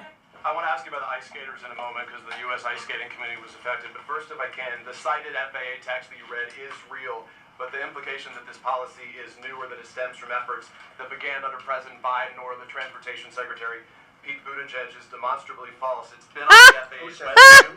No, it's on the website, the FAA's website. It was there in 2013. It was there for the entirety. What I read. It was there for the entirety of your administration too. So my question is, why didn't you change the policy during your Thank first you. I administration? did change it. I changed the Obama policy, and we had a very good Oh, policy. God. And then Biden came in, and he changed it. And then when I came in 3 days ago, I signed a new order, bringing it to the highest level of intelligence. Okay. Whites. Please. Quiet. Welcome back to the. I'm sorry. You mentioned that a vision was probably the problem that was at issue in this crash. There's been some reports that one of the pilots in the helicopter may have been using night vision equipment. Was there any I heard indication? that. We don't know. We're going to know that pretty soon. It may change your viewplane if you do have the night vision. So it's very possible that could have happened. That would be maybe a reason why you wouldn't actually see as well as on a clear night. You can see sometimes better without it. Is it helpful to have your Secretary of Transportation confirmed, and does this intensify your interest in getting other nominees confirmed quickly? Go ahead. What? Is it helpful to have your Secretary of Transportation confirmed, and does this intensify your interest in getting other nominees confirmed quickly as well? Well, sure. We want fast confirmations, and the Democrats, as you know, are doing everything they can to delay them. They've taken too long. We're struggling to get very good people that everybody knows are going to be confirmed, but we're struggling to get them out faster. We want them out faster. It's a good question, actually. We've been pushing Sean. Everyone knows Sean for a long time. He got many, many Democrat votes, but they want to take as long as they can. They ask questions like some of the questions that Peter would ask. Oh, God. I need women to know. This is crazy. These ads are literally insane. I think I'm done watching this. I can't watch this anymore. Other than living your life Okay, bitch, I don't care. and honestly. Get out of my face. Your healthcare provider Get out of my is face. right for you. And Okay, that just annoyed me. That just pissed me off. That made me so mad. That was crazy. Yeah, train horns. You're right, Trish. I 100% agree. I 100% agree. How do you block people? I had a guy just leave a swastika in my chat, so everyone go after MSKE because that's crazy. Yeah, that was really hard to listen to. That was really hard to listen to. That actually made me really mad. Yeah, that wasn't even a dog whistle anymore. You're right. That was not a dog whistle anymore. That just that really, really made me mad because literally they sat up there and said, this was supposed to be about these families and getting out the information that they can, but Trump just stood up there and made a bunch of assumptions and then said it was because of DEI and said that we need to hire the smartest people, which means getting rid of DEI, which I'm like, do you really hear what you're saying? Like, I don't know. That was really hard to listen to. That was really frustrating. I can't imagine how it feels to be somebody of color and to hear that. Because it's like not even just the implication behind it. It's straight up what he was saying. Like, it's just crazy. Anyway, sorry guys, 1 second. Okay. Anyway, so yeah, I'm from Wichita, like I said, and it's like this is like a big thing. This is like really big for our community. This is really sad, and I hope that nobody knew anybody, but unfortunately, oh God, they're finally picking my trash up. It sounds like there's going to be a lot of people affected by this, and it just really makes me sad, and I'm just really sorry for everybody who's affected by this. This is it's awful. It's awful. It's awful. It's just terrible. Wichita is a really close community, and they're very supportive, and I know that we're gonna, come together as a community and do everything we can to get the information that is available out to people.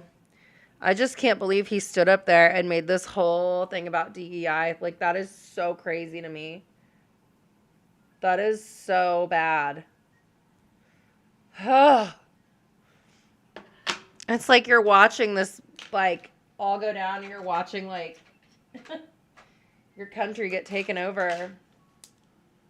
And it's rough. This is rough. And then, like, things like this always happen when we have, like, the least qualified people in charge to take care of it. It's just like, this is nuts. Okay, well, that was kind of the latest on the plane crash and all the stuff going on with that. It sounds like they don't really know anything. Trump just made a bunch of assumptions. So there's that. Okay.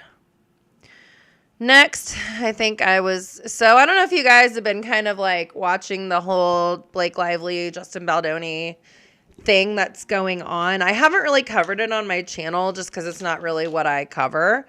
But I've been kind of watching it, and I heard this voice note that he left her. And at first I was like, okay, I can kind of see, like, I don't know. I don't really think I am on anyone's side on this, but I don't know. I guess he left her like a voice memo at like 2 a.m., but like she had sent him like this really long fucking thing before that, and he sent her a voice memo back. So I kind of want to listen to that and just kind of talk about it because I don't know. It just So Blake Lively and Justin Baldoni were in this. They're in the movie together. He's like they're in this movie. What the fuck was it called? I don't even remember what it's called. It's like, it's a movie about like DV, and Blake Lively was in it with him. And I guess she's been saying that he like harassed her, and like there's like a lawsuit, and he's like, no, I didn't. You're making that up. And so like they're releasing all of this stuff against each other, and like people are trying to like figure out which one of them is like guilty of. Like, people are saying she's rude, she's hard to work with, she's demanding. They're saying he's a creep. Like, so there's all this, like, information coming out between both of them. And it's a bunch of, like, it's just a bunch of drama. So somebody put up, it says, recorded the whole voice memo from Justin Baldoni to Blake Lively so you can press the corner and put it, blah, blah, blah, blah. Okay, so we're going to listen to it. Let's hear what he says. I hope you guys can hear this. Memo that was just released that Justin Baldoni I can't make it much louder. is profusely apologizing for not liking her version of the rooftop scene. Okay, so apparently... But here's the context of when this voice memo was sent. So if you've seen the movie or read the book, then you know that the rooftop scene is a pivotal moment in the film. In the pre-production stage of the movie, Blake Lively asked if she could take a pass at writing the scene. Justin Baldoni was reluctant to allow her to do so, but he felt like he had to, so... Okay, so, like, I guess there was this, like, rooftop scene in the movie, and she wanted, like, I guess it was, like, a big part of the book, because movie was based on a book, and I guess it was, like, based on this big, it's this big scene in the book, and she wanted to rewrite the scene, and he was like, I don't know, it's kind of like a big, because he directed the movie, and he's like, I don't know, it's kind of like a pivotal part, and she's like, no, trust me, I can do it, and then I guess, like, he didn't really care for it, but then she had him come over, like, to, like, hang out with her and Ryan Reynolds, and, like, had her friends there, and they were like, oh my gosh, isn't this scene that Blake wrote so good? And he felt, like, pressured, like, basically peer pressured into agreeing that, yeah, it's great. Like, he's like, I felt like I had to agree that it was good. So, I don't know. We'll see. Hold on. Sorry, and guys, like, I literally can't get this any louder. I don't know why. TikTok is so quiet on here, and I cannot get it to be any louder. So the subtitles are on, so I'll try to, like, summarize it as we go, but, like, I don't know how to make it louder. I already have, like, a whole program installed to try to make it louder, and it didn't work. I'm on a laptop, so I'm really sorry. I'm trying my best. I'm not good at technology. Okay, let's see. I didn't think anyone was watching me, so. Rooftop scene that Lively sent to Baldoni dramatically differed from what had been written originally. Baldoni was So she changed it a lot. But thanked Lively for her passion and diplomatically told her that the scene would likely end up being somewhere between the original version and Lively's version. Then they say, seemingly stung by Baldoni's exceedingly mild resistance, Lively did not respond and went silent for multiple days. After Justin Baldoni responded with not a lot of enthusiasm, he was invited to a meeting at Blake Lively and Ryan Reynolds' penthouse. There, he was, quote, greeted by Ryan Reynolds, who launched into enthusiastic praise for Lively's version of the scene. Hours later, as the meeting ended, a famous and famously close friend of Reynolds and Lively, who everybody assumes was Taylor Swift, walked into the rooms and similarly began praising Lively's script. So according to Baldoni's lawsuit, after this meeting, he felt obligated to... Taylor Swift was just there. In this text message, which you can pause to read the whole thing, Blake Lively talks about this friend and Ryan, saying, I'm the luckiest person on the planet to have them as my dance mom's level. Okay, this is like a whole thing. It says, as for blank and Ryan, and blank for that matter, I'm the luckiest mother effer on the planet to have them as my dance moms level stage moms. Ew, gross. I'm sorry, but, like, when I hear someone's a stage mom, as a theater professional, like, it makes me, like, it makes me recoil. It literally makes me recoil, because those are the worst people to deal with. If you do theater, or, like, have kids in theater, or grandkids in theater, like, you know how fucking difficult stage moms are. They're the worst. My mom was not a stage mom, but because she was a judge and she was busy working all the time, so she didn't really have time to be a stage mom. But I did a lot. I mean, obviously, I ended up working professionally in theater, so, like as a performer. So clearly my mom was very supportive of my career in theater, but, like, she was not a stage mom. She pushed me to go to as many auditions as I could, and I think that was smart of her, because she knew that it was important to be seen by as many directors as possible. But she was not a stage mom, and she didn't have time to be a stage mom, honestly. She was the where's my mascara at?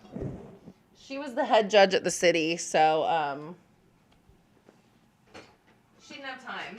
She didn't have time to stage mom me, but stage moms are the worst. So, okay, so then this says, that said, they're also my most trusted partners and the people I go to first with anything creative I touch. And I'm the person they each go to first. Okay, girl, you said that. That reciprocal creativity and support has been one of my life's greatest and most fulfilling gifts. When they loved and signed off on the pages, I felt good to send them to you. They asked what you thought specifically after. They checked in so many times. Why? Why did they care this much? I told them that you laughed a bunch and said it's probably a blend, but you appreciate my passion so much. Which of course didn't feel great for me or them to have my passion be praised instead. Oh my God, this is so dramatic. She's like, it didn't feel good for my friends who were there to support me because I was so sad about you not liking my script completely. Like, it sounds like he liked it, but he's like, okay, but I also like my idea, so we're going to go ahead and just do them together, which was actually really nice of them. It's called a compromise. She is such a brat. Oh my God. Okay. To have passion be praised instead of any specific contribution, or just that you didn't like the pages, which was fine also. What is she talking about right now? Okay, hold on. So I think they wanted you and me to see how they felt. Because they she calls herself Khaleesi and says her friends are her dragons. Oh my God, I just cringed out of my skin. Oh my God, that's so funny. That's hilarious. She made a Game of Thrones reference. Oh my God. She said to have my passion be Jesus. instead of any specific contribution, or even just that you didn't like the pages. My eyes keep watering. And also, she references Ryan and this friend saying they have established themselves as absolute titans, as writers and storytellers outside of their primary gig, just singing or just acting. So then Justin Baldoni. I used to find Ryan Reynolds to be so hot because I dated a guy who looked just like him back in like 2010, and now like he could not be more unattractive to me after all of this. Like, he just sounds like the worst. Like, they both sound like all of these people sound so pretentious and so far up their own asses. Like, I can't, like, I don't know how people follow celebrities. I just can't deal with them. Like, I was in a movie that got released over the summer. It's a smaller film, but it was a feature film. And we had the best freaking people. But, like, I don't know if I could deal with people in Hollywood. Like, I used to live out in LA. If you can't tell by the way I talk, I, like, picked it up when I was out there. But, like, these people are they're all like this. They're all so far up their own asses out there. It is insane. Like, it's so annoying. It's so annoying. I would not move back out there if you paid me. Like, you'd have to pay me a lot because it's so expensive. But, like, I literally can't deal with these people. Like, these people are so self-important. Like, it's crazy. Okay, let's hear more of it. Let's see what he said. A voice memo at 2 a.m. and that voice memo has now been released. It is almost 7 minutes long, and I will play 7 minutes long? Baldoni apologized several times, apologized for writing off her version of the scene so quickly, admitted that he had messed up, and said he would likely continue to do so. He also said, yes, you have great friends, that they're two of the most creative people on the planet, and everyone should have friends like that. And he went on to say he was excited to go through the whole movie with her and wanted to share their creative mindsets. So here's the whole voice memo. He comes off as a very sensitive guy to me. But I also feel like he's one of those guys that uses his, like, nice guyness to, like, work his way into a girl's life. You know what I mean? Like, he gives me the creeps. Hopefully this does not wake you up. Okay, sorry about him talking so quietly. Apparently, it's 2 a.m. and he's talking to his phone. God. Who hasn't gotten a random message? FaceTime or see each other in person soon and get to talk more. But I'm just going to send you a few thoughts, and hopefully it's not going to be more than a few minutes. But I don't have the best track record. I don't think either one of us have the best track record for voice memos. What? I want to start. What does that mean? Reading the second part of your message. Pause. What does that mean? What does it mean you don't have the best track record for voice memos? What does that mean? And I'm really sorry. I for sure fell short. And you worked really hard on that. And the way you framed it and how that made you feel. I just want to say thank you for sharing that with me. That takes a lot of trust and vulnerability, and I feel really grateful that you feel safe enough to tell me that that's how you feel and share that with me. And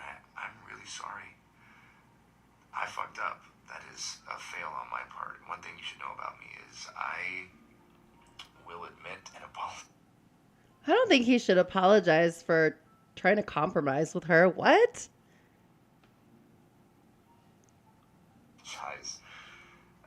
When I fail. I am Chat, far from. what would you do if you had someone messaging your significant other voice memos like this at 2 a.m.? I know she had just sent him like a whole thing. I don't know. I would have been like, can you have waited till like the morning or something? I don't know. It's kind of weird. I would get kind of, I'd side eye a little bit. As my wife will attest. And, I guess his wife was right next to him, I'm going but. to say the wrong thing. I'm going to put my foot in my mouth. I'm going to piss you off, probably, but I will always apologize. Does it seem like it to anyone else that he's acting? He's like, I'm going to piss you off, girl. I'm such a theater guy. Like, God. And find my way back to center. That is one thing I can assure you of. Is he going for an Oscar? I'm sorry I made you feel that way. That must have felt terrible. And, actors always be acting, bro. That was not my best weekend. And I should have given it more time. And damn right, you got great friends if that's how you felt. And damn right. He's so cheesy. We should all have friends like that. Aside from the fact that they're two of the most creative people on the planet. The three of you guys. I'm sorry if he's talking about Taylor Swift. I'm going to have to disagree. I don't think she's a good musician. I'm a musician and I just don't think she's good. I don't think she's good. But, okay. Force. She's rich. Her dad's but I just want rich. you to know that I didn't need that because it's really good and it's going to make the movie sing like you said and I'm excited to go through the whole movie with you. I'm just excited to spend time with you. I'm excited to be in your sphere and your presence and for us to share creative juices together, although that sounds terrible. Yeah, it actually did sound pretty bad, bro. I think you and I have been trying to build a relationship, which I think we've done successfully. I mean, here we are talking like this, me into my phone at 2 a.m, but largely via text and voice note. And that, I will be honest with you, that is not my biggest strength.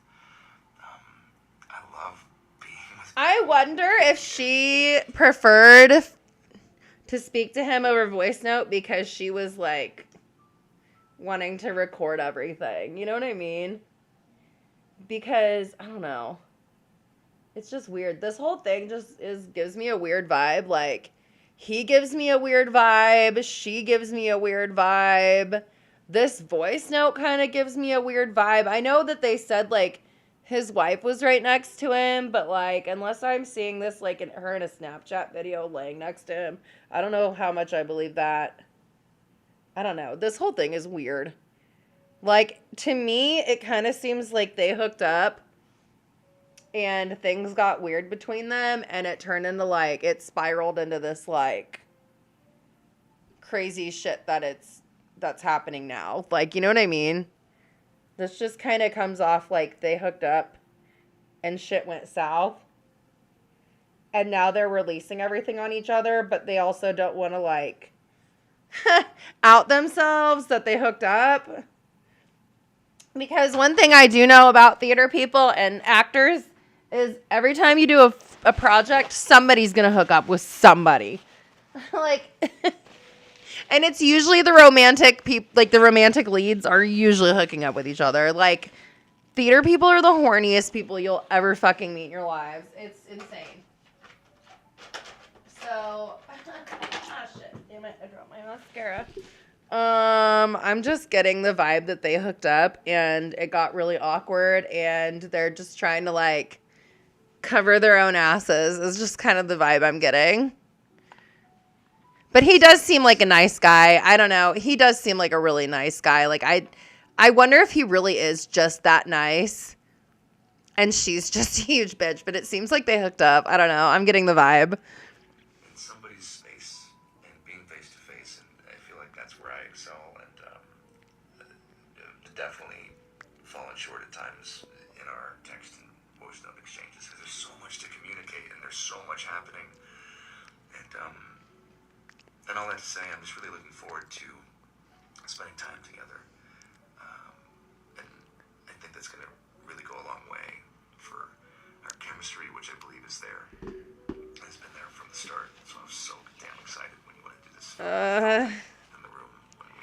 I think they hooked up. Yeah. I think they hooked up. The both of us being so I might be wrong. I think they hooked up. having a vision and not Where's my water? And I'm excited to have a creative partner in that with you. And it's just really, exciting. There's so much more to say. There's so much I want to say. And there's one thing that I do need to say, which is, I am so sorry you have been through what you've been through with these other filmmakers and producers or whoever. The people Wait, what has she been through? Isn't she like really popular? those fuckheads He's such a nice guy. Like, he's such a theater. He's like, I'm sorry that you've been through. Like, I can tell that, like, when he talks to you, he looks at you straight in the eyes, which makes me so uncomfortable. Like, I can't give people eye contact like that. Like, I just can't. I don't know why. I don't know if it's my social anxiety or what it is, but, like, I can tell he's the type of guy who, like, really talks to you, and I hate that. I hate that. Oh, I'm like, don't look at me. still kind of blown away that this is the industry that we're in and that you've experienced that as a woman. And I know I don't need to say it, but that's not at all going to be or will be. Hopefully it's not been the experience with me. There's nothing more exciting to me. I get to work with Blake Lively and have her, all of her. I mean, that's what I want. So there's been no hesitancy with me sending you the final draft file. Ooh, that made me creeped out. The reason I didn't send it today was because I was trying to implement and add your notes. Why is this not pausing? I think they hooked up, you guys. I really do. My working draft, which is already like I'm all over that draft right now. So there's a whole bunch of new stars that are going to be collated pages. And I just haven't had a chance to send it to you, but there's no hesitancy. I'm happy to send it to you, and I'm sorry that has happened to you. What? What is he talking about? I hope after this experience there will be a new, I don't know, I hope it'll be healing in some way. That's all I want. I want this movie to be healing.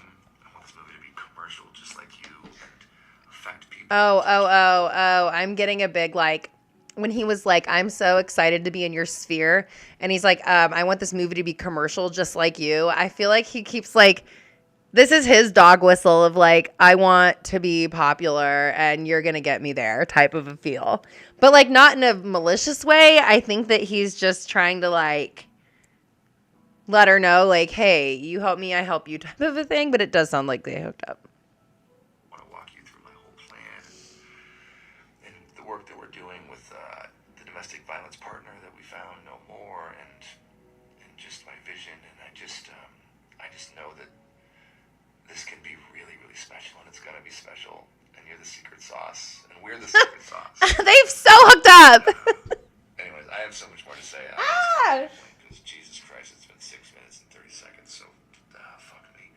I'm sorry. He's so cheesy. I could not talk to this man. I could not have a conversation with this man. He is so cheesy. He's probably really nice, but he is so cheesy. Like, oh, I can't. You're listening to me ramble at 2 in the morning. I hope you're feeling better. What does that have to do with anything? Thank you, Ryan, my love.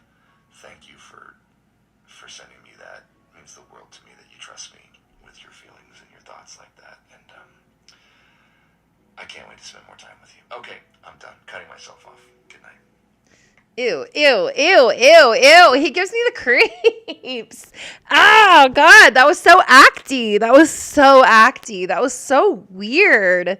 Like, I'm sure everyone's like, oh, he's just gentle parenting her. He's being nice. Like, I'm sure, but like, ew.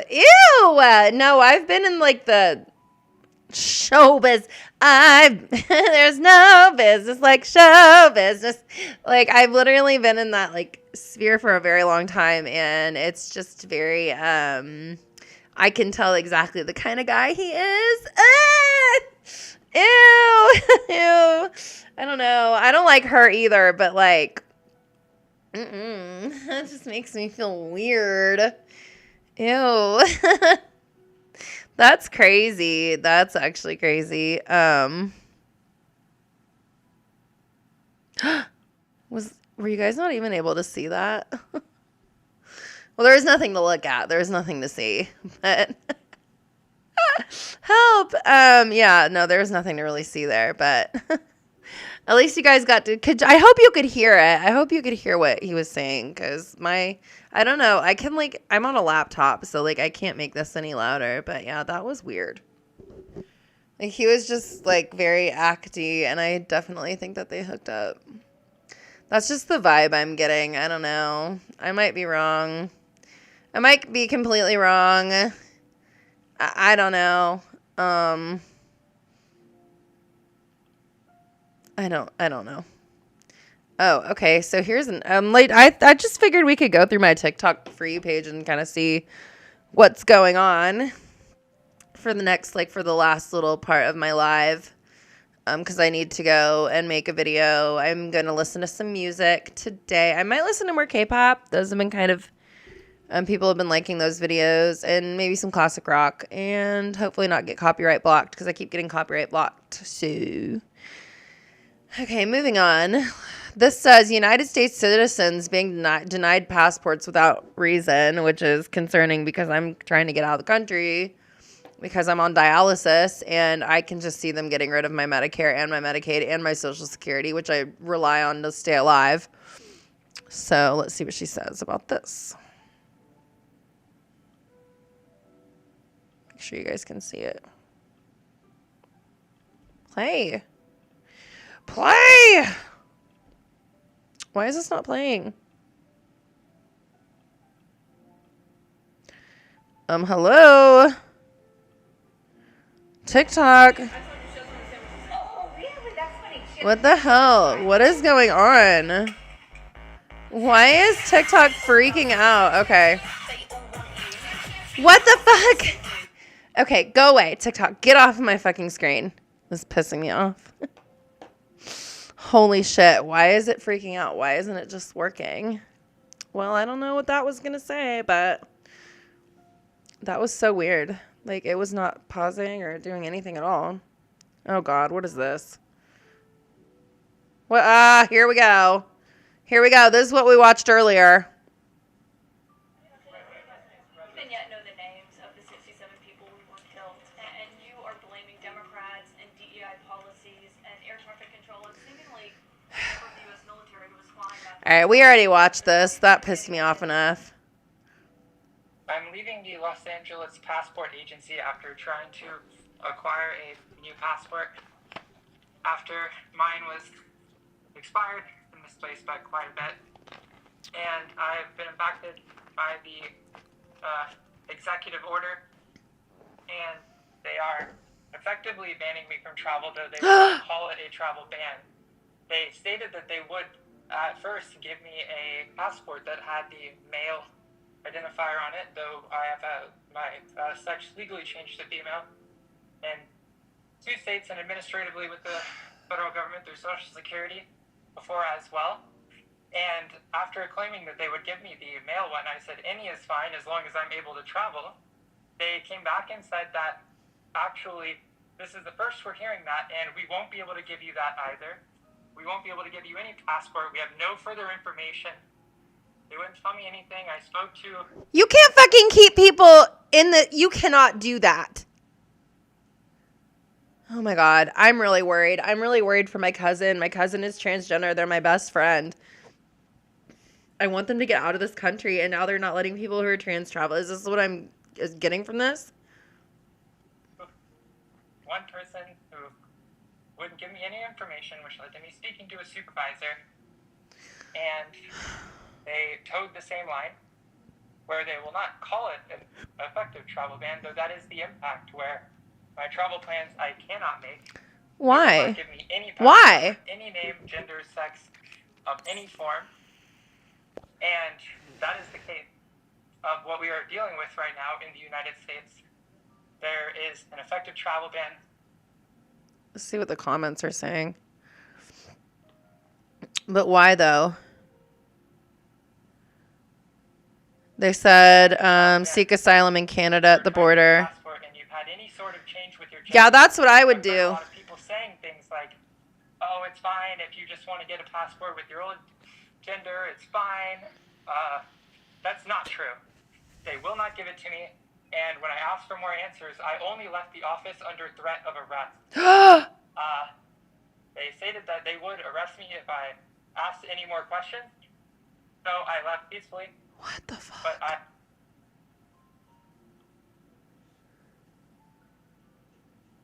Whoa. What the fuck?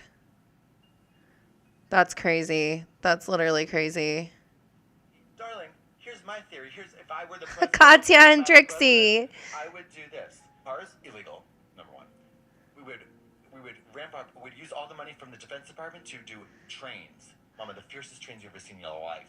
3, no more drivers. Katya and Trixie for president. Man, not circumcised at birth, vasectomy at birth, and then upon 18, Yes! 21, or whatever age the ovary having health secretary decides, they can reverse that after taking a long battery of tests, proof of income, and a 5-year plan. I love them. Well, Trixie's like, It kind of goes against people's human rights. It's just an outline. A rough rubric. Of like body autonomy, except man, fuck you and your dick. It's a. But mama, I think we gotta reverse the curse. I think a little revenge. We're talking like fantasy utopias. Darling. I love Katya. She's just out of control. Oh my god. What's this? That is fucked up. This isn't someone who comes here and drops their car here.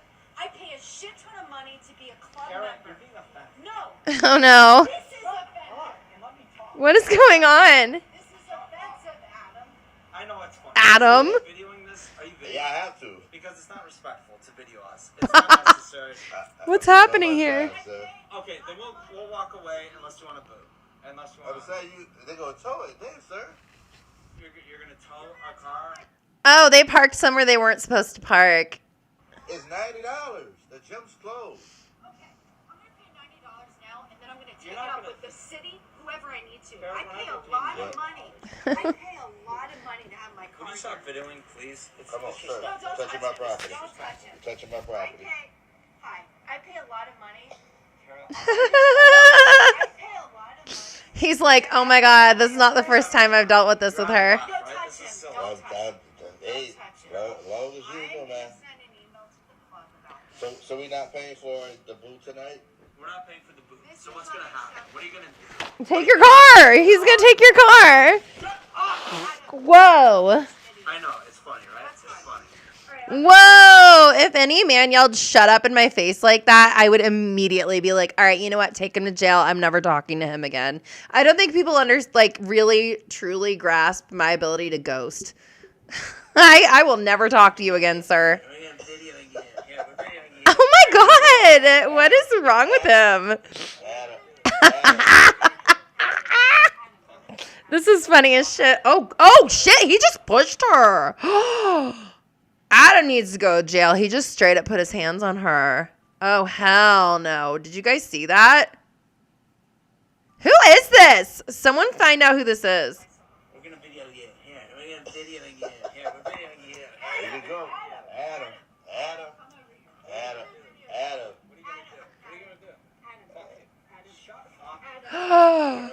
Whoa. Your wife, bro. No, he's not my wife. He's not my wife. Are they drunk? So what's your name? Y'all paying for it? She's more concerned about the guy who's about to put a boot on her car than the fact that her husband just screamed shut up in her face twice and pushed her. That was crazy. Man, that's weird. People are so weird. Where you said the following, and I quote. Okay. Oh, is this from RFK's thing? We should not be giving black people the same vaccine schedule that's given to whites because their immune system is better than ours. Can you please explain what you meant?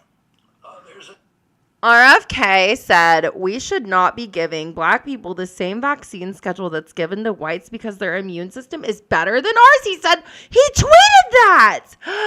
Or he said it. This lady tweeted it. Holy shit, that's crazy. And I actually believe that 100%.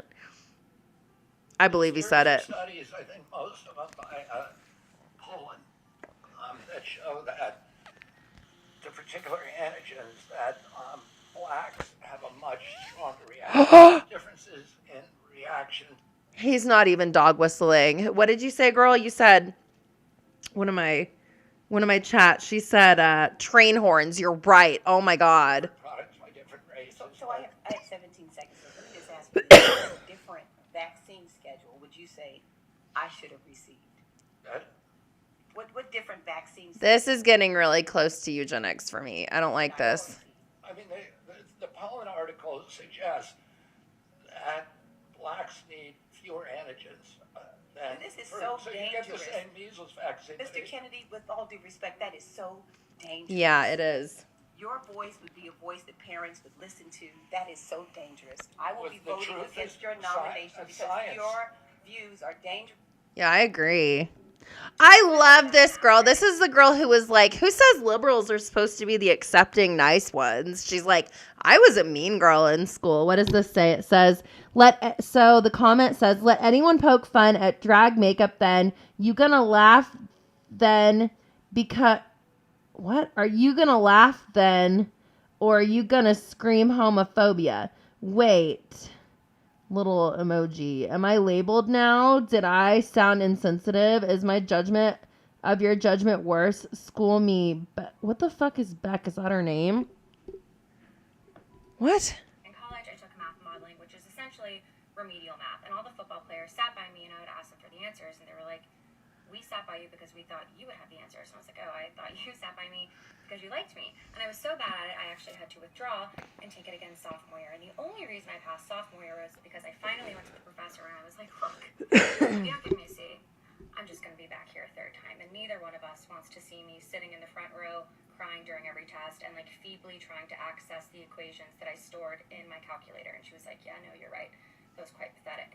So she passed me, and it was one of the best days of my life. I drove around with the windows down, never having had to take a math class.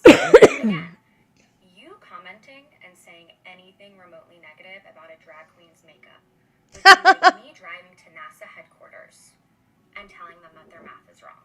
And it's so ironic that it's always the people who would benefit most from learning from drag queens, queer people, trans people. Yeah, this lady really could benefit from a drag queen giving her a makeover because her makeup looks really bad.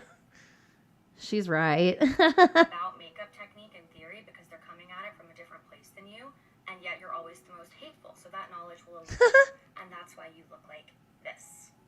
That was a good point. I like that. I like that. Okay.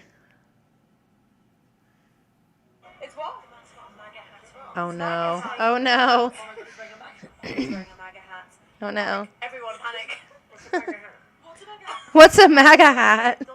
Who's that? Who's Donald Trump? No, who's got MAGA hat? It's what? That's funny. They're like, we saw one in the wild. Oh God. Life of a Denver local, excited to receive your Colorado. I tweeted this earlier, but I find that as I get older, I'm increasingly in a world that I just don't understand. A world that is filled with people. Welcome to adulthood. Casual cruelty and general lack of empathy. I agree. Is completely alien to me. I agree. Most people, I feel like you can sort of meet them where they are. You can kind of reason with them. I can't wrap my head around this. When you see these bros on Twitter who are like, oh, I can't wait to see the women. It's always been like this. They're just emboldened now. Like somebody specific has emboldened this type of cruel, nasty, hateful behavior. And we didn't even see this like after 9/11. Like we didn't see this with Bush. We didn't see this with any other president, literally any other president. We didn't see it. The only kind of nastiness we saw was what was directed towards Obama, thanks to the people who followed Donald Trump's truther movement. So Cry when he wins. The only logical reaction you can have to that is, well, that's a minority. That's just a small group of sickos. But it's not a small group, is it? No. It's millions of people. It's tens of millions of people. Tens of millions of people are cruel and nasty, and they've always been that way, and they're hateful, and now they can be those people. These are the people who thought they peaked in high school, even though they've never peaked in their lives, and now they get to be as nasty and evil as they feel on the inside, outwardly to everyone else. It's like 1933 all over again, when you had townspeople dragging Jewish people out into the streets. Think that intensely about it. But many millions of them are willing to at least tolerate that kind of thinking. Yeah. Tolerate that kind of attitude because they think maybe it will benefit them. It's a profound selfishness that I do not understand. Yeah, we are a very self-centered society now. Freaking joker. But we do live in a society. It's the classic headline, right? It's the headline, I don't know how to explain to you that you should care about other people. Yeah. It's that. I don't know how to explain to you that you should care about other people. And look, you're going to say, well, you're British, it doesn't affect you. Unfortunately, it does affect me. Because he's now going to be the most powerful man in the world. And at the very least, we have to just hear about it. No one's doing anything about it. Russia and blah, blah, blah. But I also just, again, as a human, with empathy, I feel so bad for all the people in the US whose lives are going to be so much harder now. I feel very... I literally said yesterday, I do not expect to live until the end of this year. I don't. I'm on dialysis for kidney failure. I'm disabled. I'm like the first freaking people that they get rid of. Or the second, I guess. So I'm like waiting to lose my health care. And I live on $900 a month. There's no way I can get out of the country. There's no way. Where am I going to go? I have a daughter and a cat. Like, where am I going to go? No country is going to take me. I'm a medical burden. Like, why would they take somebody that they would have to keep alive until I get a kidney? And then I'd be taking an organ from people in their country. So I don't even want to do that to them. But also, like, my daughter deserves for me to be here. So I don't know what I'm going to do. I really don't know. I don't know. I have no idea. I've been trying to get on a transplant list for 7 years. For 7 years. And they tell me, oh, it's taking you too long. I'm like, I am a single mother. My car just broke down. I live on $900 a month. What am I supposed to do? I worked in law enforcement for 5 years on dialysis. But I couldn't do it anymore because I had a surgeon rupture my femoral artery. And I almost bled to death. And then my sutures popped open in my hospital room. Like, I had sutures in my groin. They were about this wide. Popped straight open. The anesthesiologist said, you're that girl that almost bled to death on my table. So I just have to, I don't even know how to plan. I don't even know how to get out. I don't even know. I have family in Ireland, but like, how the fuck am I supposed to get over there? The plane ticket alone is like $1,000. I can't ask people for money. I cannot ask people for money. I just got demonetized on here because my AdSense, I accidentally signed up as a business. I'm so dumb. I had to get rid of all the money I made on YouTube. I just had to cancel my whole account. It sucked. Anyway, like, I'm stuck here. Like, I don't have any other options. So I'm like praying to God that they don't mess with Medicare or Medicaid again or Social Security because I'll be homeless. I'm really freaking out. I don't know if I'm going to survive this year. And people are like, all the Trump supporters are like, oh, you're just being dramatic. You are not looking at a life or death situation right now, so you can shut your mouth. Like, I hope that their mom or their dad or their brother or their uncle or whoever they have who's like in their lives, who's like dealing with a life-threatening illness. I really hope that this doesn't affect them the way I think it's going to. But I have a feeling they're going to find out real quick. It's crazy. This whole thing is so stressful. I'm so stressed. Very bad for trans people. This is very bad for a lot of people. Be deported. The mass deportations that he has pledged he will do. I feel bad for all the women who will die or suffer. Oh, this was posted in 2024. Because they will be denied life-saving or crucial. Why am I getting such old videos? Care. I feel, as a human being, I feel sorry for those people. And This is crazy. I voted for Trump. What? Lower gas prices, lower... Prices have already gone up. Yeah, eggs are like $14. You don't blame him? No, I'm not saying that. I'm saying he's been in the office a fucking week. What Yeah, goddamn? but he's president, so I blame him. Egg prices are high as fuck right now. You can't fucking blame. You gotta give him time. Like I gave Biden time. He's president. You gotta give him some time. He can't. Okay, but do you agree on the first day? So again, do you agree that just because they're president, that does not mean that they caused the increase in Thank prices? you. Ha! He got him. I'm not saying. There was an increase in egg prices. Did Trump cause that? They're always going to find a way to blame Biden. It's so annoying. I'm not sure what eggs. They did it with Obama, too. And he was like the best president we've ever had. Do you think that Trump caused that?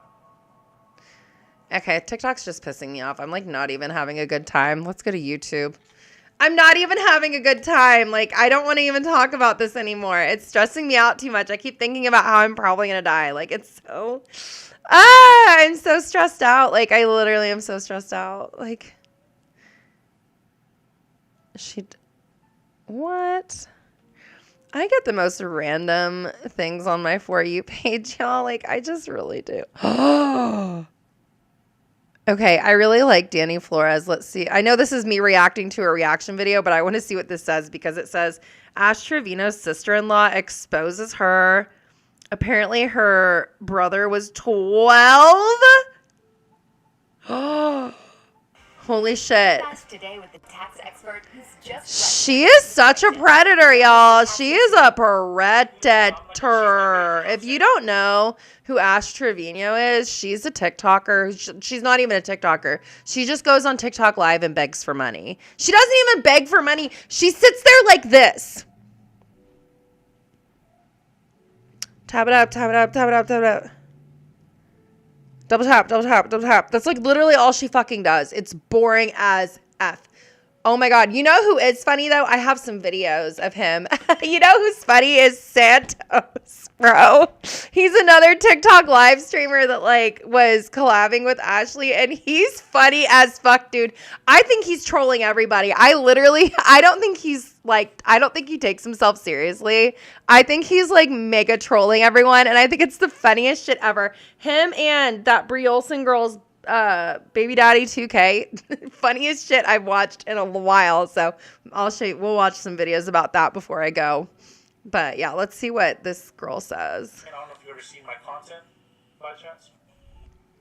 I have not been on TikTok for 4 years, so you're gonna teach me everything Girl. I need to know about TikTok right now. Okay, so like first and foremost, let's try to. I've been on TikTok since 2018. I got like 10K followers like at the beginning. And now I like can barely get views because I pissed them off for some reason. I'm shadow banned so bad on TikTok. Go follow me, Twiggy Keeley. If anyone's watching this, Twiggy Keeley, TWIGGYKEELY, just like my YouTube channel. Keep it as PG as we can because the issue is, you know who Carla is, right? Ashley's best friend, the one she's always on live with, also known as Heffa. Oh, Heffa. I'm kidding. The issue with her is she has a lot of hooligans, I would say, so we just have to watch what we say because they like to report. But as long as we keep it PG, you know what I'm saying, we keep it allegedly, everything's going to be just fine. So let me just start from like, you know, I just want to congratulate Danny Flores on 100,000 followers. That's fucking awesome. Good for him. The bright side of Proud of him. Oh, shit. Shit. That's like a big accomplishment. So you go, Danny. Your brother, when Ash reached out stuff, she was sending mails, like letters in the mails, or she knew your brother. Okay, so if you guys didn't know, Ash Trevino likes to talk to inmates, and you guys obviously know that I work at a prison. I worked at a prison for 5 years and a men's maximum security state prison. So I know what goes on in there. And usually when these guys do these like pen pal programs, they've got so many chicks writing them. So very definitely she probably wasn't the only woman talking to these guys. And a lot of them are already married on the outside or at least have baby mamas who don't like that they're talking to other women in there. But not only are they talking to other women, they're usually hooking up with other inmates because the gay for the stay straight at the gate thing is like 100% a real thing. I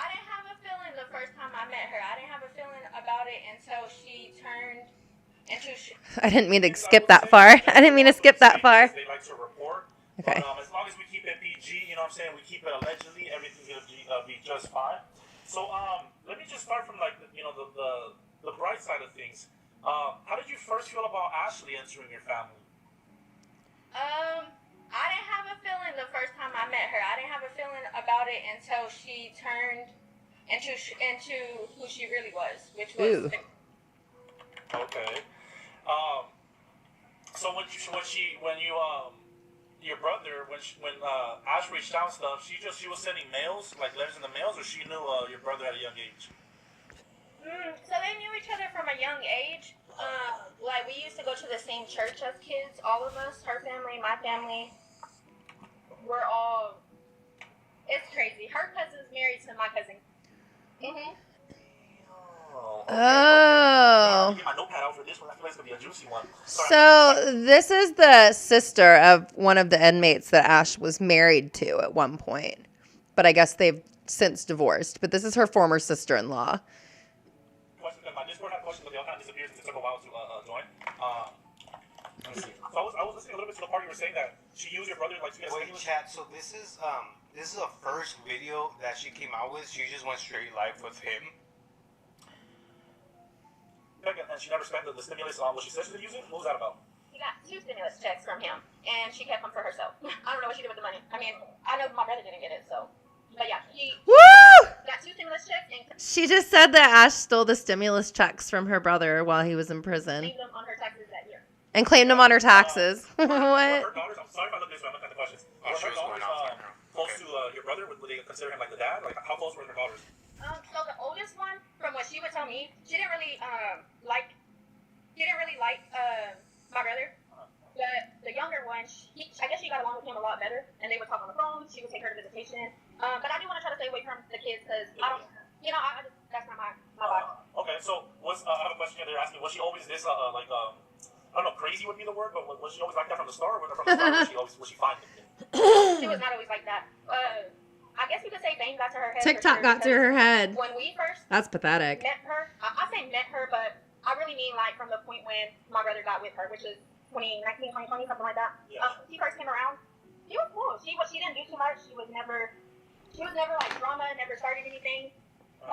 Let me back up. I'm lying. Definitely, the freaking fame definitely got to Ash's head, bro. She thinks she's all that, bro. She thinks she's something quintanilla now, bro. Only thing she did start in my family when they first got together was the fact that my grandma did not like her. I was upset. Okay, and why did that Abuelita like her? Was there like signs she was giving out?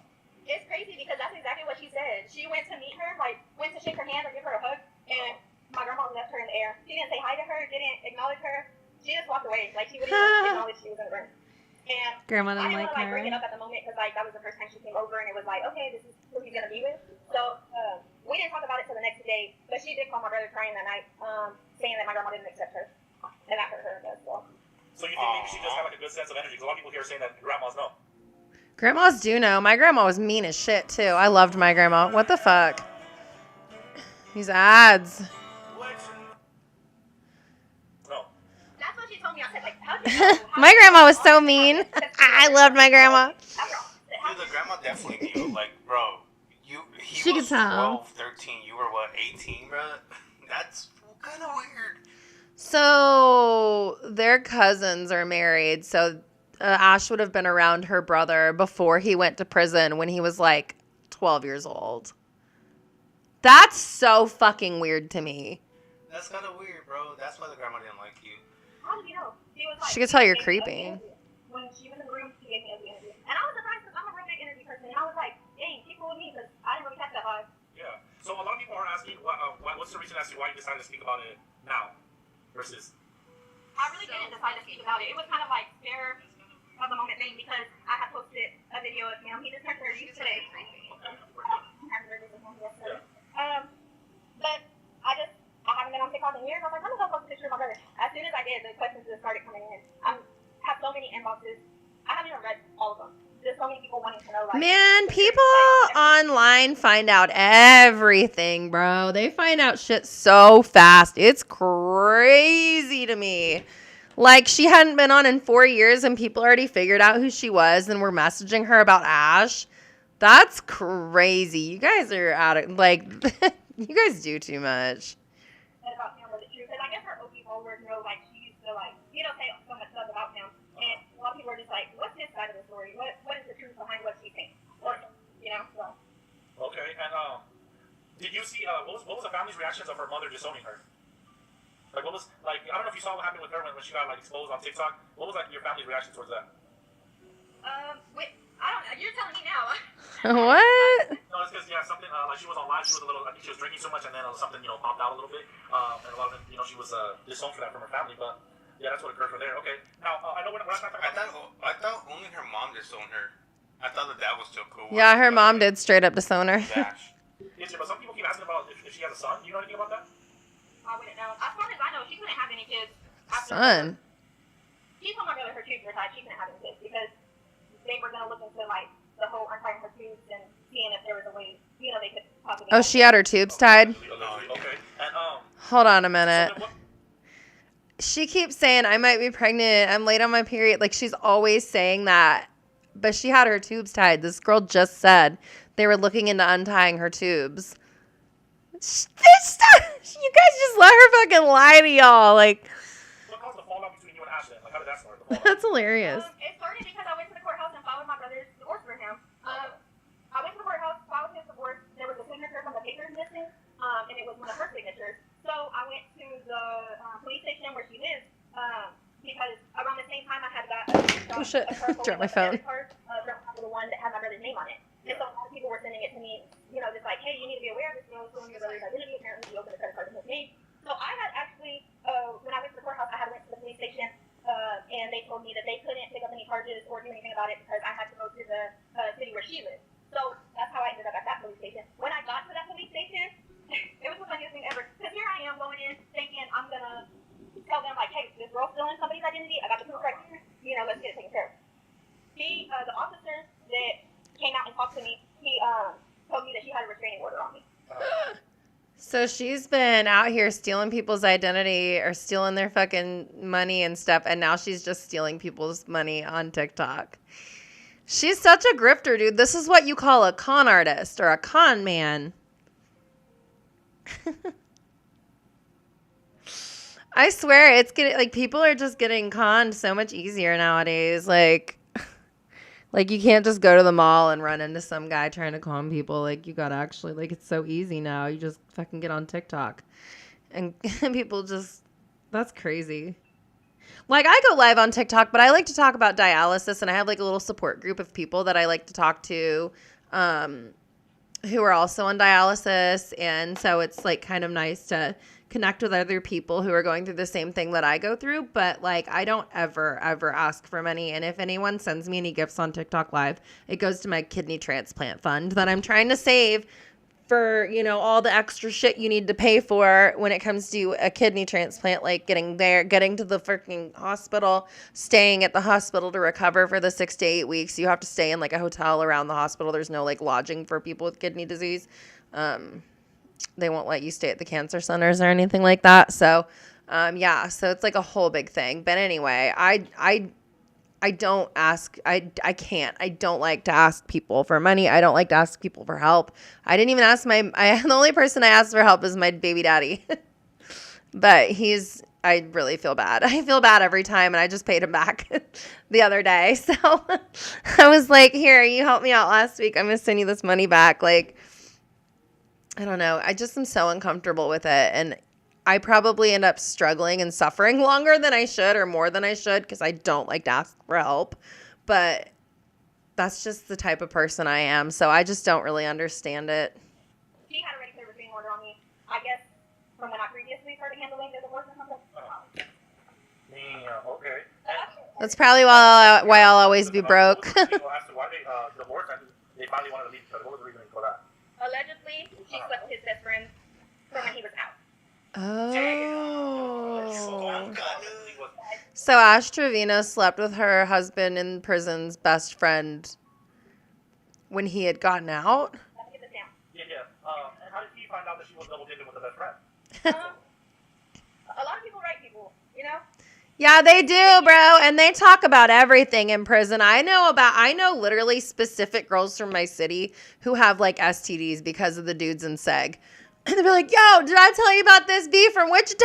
And be like, no, which one? And they'll say their name and shit and be like, that bitch gave me chlamydia. And I'd be like, oh my God. Like, I'm literally just sitting there doing my paperwork and I hear this and I'm like, you just yelled that through the whole cell house. Like, everybody heard you. What the fuck? Like, it's crazy. They talk about everything in there and people tell them everything and they have people on the outside. So that's why I'm always saying with Ash Trevino, she needs to be really fucking careful because if she thinks that they can't find her on the outside, she is sorely mistaken. And she's always fucking with these dangerous ass dudes in there and acting like she can just go out here and do whatever she wants. But like, I don't think she realizes like they'll find you, bro. I've had people's family members find me like in the gas station parking lot down the street from the prison and be like, hey, you work in my brother's cell house, don't you? And I'm like, how the fuck did you know that? How do you even know who I am? Like, it's crazy. They find out everything. Wait, was this guy also in jail? In prison? Or was he out, dude? Okay, and what was your reaction when you first found out about that? Did you confront the issue, or what? How did your brother react to that, as a matter of fact? So believe it or not, she didn't really have a lot of rules as a prison wife. He just told her if she did anything outside of the relationship to keep it private and move with respect and just not to embarrass him. He never put any like stipulations on her where she couldn't be with somebody on the outside because he was understanding. That's fair though. That is fair. I do see some dudes who do that who are like, some of them are like, I don't want my B to like be with anybody. Like, fuck that. She's mine. But like, there are dudes who be like, no, like, I get it. Like, you know, you're out there. I'm in here. Like, I'm in here a long time. Like, you know, you still need to have your life, but just like, don't disrespect me. Or at least, or some of them are like, I just want to know about it. Or like, they just like have boundaries or whatever, which I think actually is really healthy. I think that kind of gives like a healthy type of if that's the type of relationship you have where you guys can trust each other enough and you set boundaries and they stay within those boundaries, I don't think there's anything wrong with it personally. That's just what I think. But it's all about making sure you respect each other and respect each other's boundaries and like set rules and communicate with each other. That's all it's about. But like if you're sneaking around on each other, then yeah, that's a problem. You know, not a few years, but wow. So he never expected her to be like just stuck on him and not doing anything else. So he was upset only at the fact that it was his best friend that he hurt. Like he really, anybody else, he probably would have just brushed off. Oh, I see. But I don't believe that Ash wouldn't do that. Ash wouldn't do that. Remember when she said she wouldn't be a homeworker? No, she wouldn't do that, bro. I mean, now she wouldn't. That's not true. Okay, so I don't want to bring up the kids, but what would you say was her parenting? So more focusing on Ash, how would you say her parenting was? She's like shitty. She only had her kids when I asked her to bring them over with her. That's not surprising. We know she's a shitty mom. Do they still have any sort of communication? Ash and your brother? No? No. I know there's just, I guess she says like, oh yeah, I still put money on his books, I still talk to him. None of that's true. So your brother's completely already over her. There's no more love there? No. Don't worry, guys. I got demonetized, so you can watch my videos with no ads because I had to restart my AdSense account. I don't know how it will. Okay, everyone be careful. If you get monetized on YouTube, just know that they automatically put you as a business. So you got to change it right away. When it says like sign up for AdSense or whatever, like you have to put individual. Otherwise, it'll sign you up as a business and you'll start making some money in the first like couple months if they don't catch it. But when they do catch it, they'll want your business tax ID. And when you don't have that, you're going to have to close your whole account because you can't even customer service, like you can't change it. You can't change it. And customer service never gets back to you. So you have to close. Then when they do, actually, they eventually got back to me. They're like, you have to close your entire account and just start a new one. So they took all the money that I had made on YouTube and just took it because I had to like change to an individual. So if you get monetized, just know, make sure you are putting yourself as individual if you're not a business. Don't put business by accident because they automatically put you as a business. I just want everyone to know that because they will take your money straight up. And then you have to wait to get re-verified. I'm waiting right now. It could take up to 3 weeks. So I'm just like, hopefully, because like I am on dialysis. I don't do anything else. I have I have treatment all the time. And when I don't have treatment, I'm so worn out. I can't do anything. So this just gives me something to do. And it just kind of helps with like buying toothpaste and shit like that, because I can't even afford a toothbrush. Like, okay, but anyway, just know that. Actually, I just got off the phone with him. I was supposed to go live at 7, and he called me, so I had to kind of postpone that. But I'm like, what are your true feelings? And he's like, I don't have nothing to say to her. I don't have love for her. Mind you, he still has his first and last name tattooed on her. What? She got his name tattooed on her? She got her husband in prison's name tattooed on her. Trashy. Gross, bro. He wants those tattoos gone, but he don't. No, he doesn't want her having those no more. He told him, we're going to have to go live again because I have a letter that he wrote to him when they were getting divorced. And I want to read it word for word, but... Damn, by any chance, do you have like an Instagram? Maybe you can send it and then I can post it and or you can post it? I have Instagram. So later if you want, let me follow your Instagram. I want to see that letter. I'll send you a message on I do Instagram, too. and then I'll post the letter. Will that work? I want to see it. I gotta find it, though. Okay. Do you guys know if the letter's out? Is the letter's out yet or no? Okay, now a lot of people are asking here if you don't feel comfortable with the answer, but some people are saying what's your brother locked in for? But if you don't want to comment on that, you don't have to. Yeah, I'm not going to speak on it, only because... He's already in prison. He's already in prison. He already got convicted. You can just look it up. Look it up on the prison, hold on, sorry, I'm eating a now and later. Like in Kansas, it's Casper with a K. And you can look up anybody in the state prison system. You just have to know their first and last name.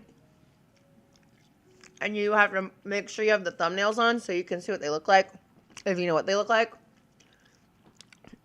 And it'll list their conviction. Now, if you go on Casper on the computer, it doesn't show their conviction, but on the phone, it does.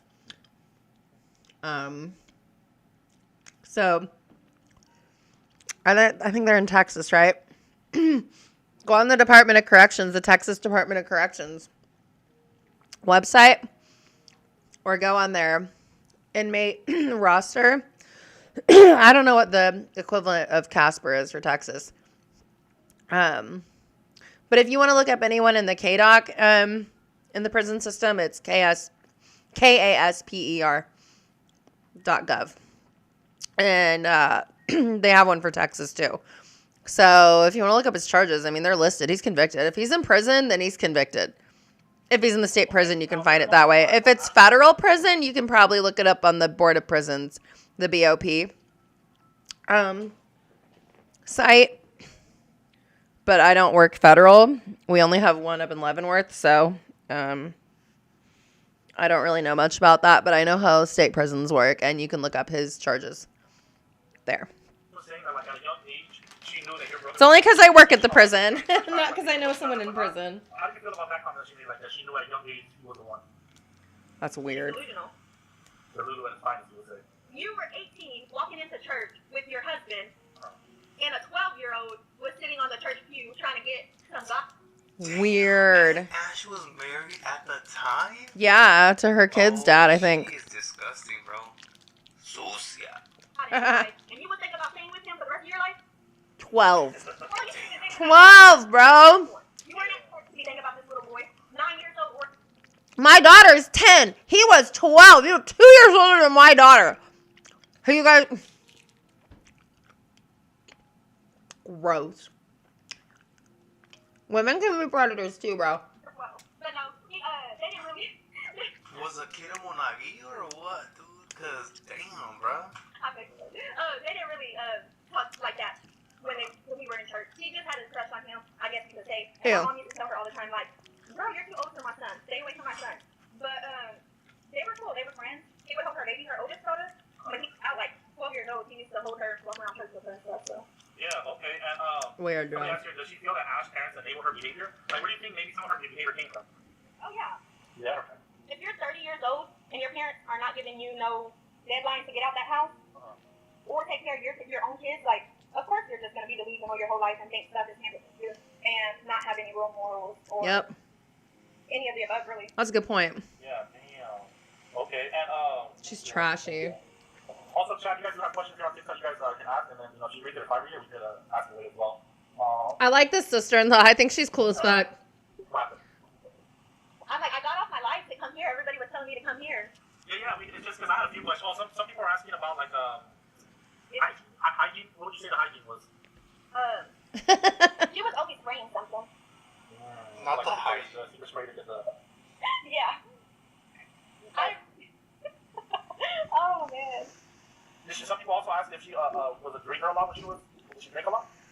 Oh, yeah. She's an alcoholic. Did drink. I ain't gonna lie about that one. Yeah, okay. Oh yeah, she was a wine And just to confirm, she's 35, allegedly? Yeah. 6. That's a good question. I don't know her age. She's 36. She's about my age. I'm 36 myself, but I'll be 37 in April. I think I'm a year older than her. Which is like, girl. I know. Like, I know 37's middle age now, but like...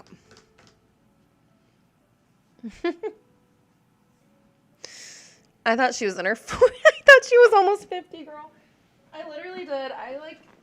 Before I knew, I thought she was almost 50. I thought she was someone's tia. Like, I'm sorry. I would not have guessed that she was only a year younger than me. 55-ish? That's my guess. 45? Okay. Damn. Wait, did she say 45? 35. I'm sure you still have more part series, so if anybody wants to follow this young lady, you guys can follow her. I'm pretty sure, like, you know, there's a lot to say, but thinking about it all at once, you know, it's a lot. But I will message you if you do get to find out that letter, and then if you want... God, my allergies are so bad. Dude. Alright, now I want to see what the hell freaking Ash said about this, dude. I want to see her crashing out. If a man really hated ads, here's what he would do. Me, that's me. He would install pie on I don't want to get pie. because it's I don't want to get pie. I don't know if it works. Alright, let's go see what Ash said about her sister-in-law. Her ex-sister-in-law. I'm so pissed. God. My ex-husband's sister is on live right now doing Ah. a tell all about me and him. Ah. I have not talked to her in 4 years. I want her and have to got in a fight. What Whatever. the heck is she freaking possibly? When she came to my house to get the divorce papers signed, that was the last time I talked to her. And she came with the police. And today's his birthday, so he turned 30. No, 29. No. I'm not. But he turned 30 because I'm 6 years older. Yeah. Today's Oh his my birthday. God. Well, my sister just told me right now that she's seen a video of him. She was like, That's so weird. The part that makes it weird, I mean, not that she's 6 years older than him, because whatever. If you're two consenting adults, then fine. The fact that she's known him since he was not just a minor, he was a little minor. Like, he wasn't even a teenager yet. He was a preteen. That's so crazy. It's disgusting. I was like, yeah, it is. And I've never gotten over him. Like, he's still a part of my life. Like, Did you see Danny's face? Bro, move on, dude. Move on. I've never gotten over him. He's too young for you. always loved him. She's so dramatic. He don't love you, dude. Literally, like, my sister was like, oh yeah, I seen a birthday video of him, and How old is that? I think she's 50. there was like 100 comments saying, Is he serious? Trevino's ex-husband. And so now she's on live doing a tell-all about me and him. I'm so 35. fucking pissed. Okay, but does she live with you? How can she tell what? I'm so mad. No, like, my ex-husband's sister, like, me and her stopped getting along. Like, it's crazy. Like, now you want to do a tell-all? What is there to tell? Why are people like that? People are weird, bro. Like, anything for clout is crazy. That's what I told my... Hola, anything for clout. La otra pendeja, dude. Drop a glove. Anything for clout. Shut the. Bro, didn't you like talk shit about Ash and say you were not gonna? Guys, go follow Danny Flores on YouTube. He goes live every day. I think Wednesdays are his members' lives, but I really like him. I watch him live when I'm at dialysis. Yeah, he's really funny. I really like him a lot. He covers all this stuff.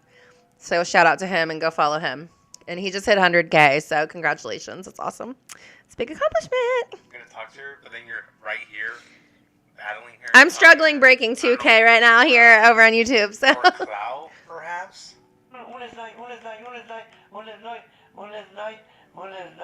I don't have any fun. I don't have fun like specialized sound effects yet. I don't know how to do any of this. I'm just lucky that hold on, now I have to make sure you guys can even see me. I'm like, am I even on the right window? Like, I'm scared. I'm not good at this. I have a friend he's like, I work in IT. I'm going to help you. I think I'm doing a podcast with him on Valentine's Day. I'll let you guys know. I got locked out of my Messenger on Facebook, so I'm still trying to get into it. I keep I don't know what's happening. I just like the third time this month I've gotten locked out of my Facebook Messenger. Oh, God. I can't get into it on my computer either. I'm having some issues, so. Sorry if anyone's messaged me. I have money. They want to sit there and try and... Famous? Bet you are not famous. You're not even famous, though. That's wild. That is crazy. Oh, my God, brother. I'm about to have a meeting with my lawyer. Pitch. Do you have her number? Huh? You have her number? Yeah. No, do you have your ex-sister-in-law's number? Oh, no. I don't have nothing of her. Like, I have her blocked on social media. I don't have nothing to do with her. But, like, if you want to do a tell-all, why don't you come invite me and we can do it together? Like, let's do this together. Like, with her Timu nails. The divorce also was because she was one of those sisters that was like, if I'm not number one in my brother's life, nobody will be. You know, like she was so jealous. Like she acted like she was the girlfriend or the wife. Bro, you literally groomed her brother. Yeah. What are you talking about? She straight up did groom her brother. Like you cannot tell me that this woman, as a grown adult, 18's an adult, you can fight in a war at 18. Like that's so straight up. That's so messed up, bro. Like, yeah, dude, a sister's gonna be overprotective, bro, about her little brother. Yeah. You groomed at 12 years old. Yeah, you're in the wrong here, Ashley. You're gross. Shut the fuck up. Shouty bae. And I kept telling him, like, bro, I'm not gonna do this. Like, your family is like too toxic, bro. It sounds like she is so insecure that she gets jealous of any other women, including her daughters. Because she would pull her daughter by the hair because she thought that her daughter's dad loved her daughter more than her, which is a different kind of love with your kids. Like, what the fuck is wrong with you? And it sounds like she was jealous of her husband's sister. It sounds like she is literally so insecure, which is why she dates inmates, by the way. She thinks that she can trap them inside a prison and at least they can't get out. Even though she doesn't realize that they're all cheating on everybody with everyone. Not all of them, but like a lot. So just because she has them in a prison doesn't mean anything. Yeah, she's so insecure. She's so insecure. She's hateful of other women. She's such a pick-me. So now, yeah. Oh my God, with her crunchy, greasy ass looking extensions, I can't. From Snap that she's on live doing a tell-all.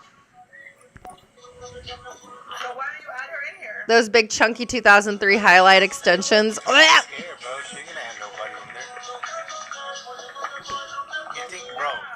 You think Ash could hold a conversation like that with sister-in-law? Things are gonna get heated. Actually, things are not even gonna get heated. Ash would just make things get heated, bro. She'll get so mad. And put it on live. She'll start popping off talking about. Hey, they're gonna snipe. Daddy's doing the pocket picture. Listen to me. She's doing a tell-all about me and Isaiah. Oh, she's letting me. They better not talk about y'all. Ooh, she's ugly, bro. Nina, just get out, bro. Just go. Just. With multiple income sources, tracking my expenses. The way she brings her daughters into this drama is so gross. It's so gross. Just go, bro. Just go. Remember when I got mad at her daughter because she wanted like my bracelet or necklace? This got really loud. This is what I'm wearing. Ooh. That's cute. It looks like a black top and some jeans. Like.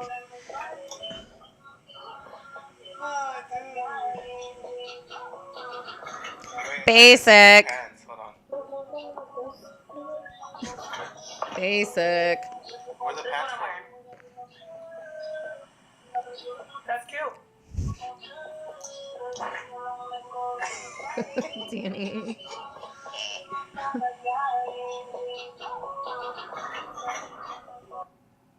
Is that it? Is that all? Is that all? Oh. Secas. Yeah, dude. Facts. I'm running away. Thank you. Thank you. I'm about to go have dinner though. My friend's already almost meeting me at the place. Do you ever cook at home, Ash? No, she doesn't cook at home. It's time to start cooking, bruh. It's time to start She doesn't know how, bro. Please consider subscribing. Please, please, please. My goal is 200K by the end of the year. Also, like the live, man. I think you can do it. The live. That's crazy. Did you see it? She could speak Sankor. Oh, okay. All right. She cooks watery rice, someone says.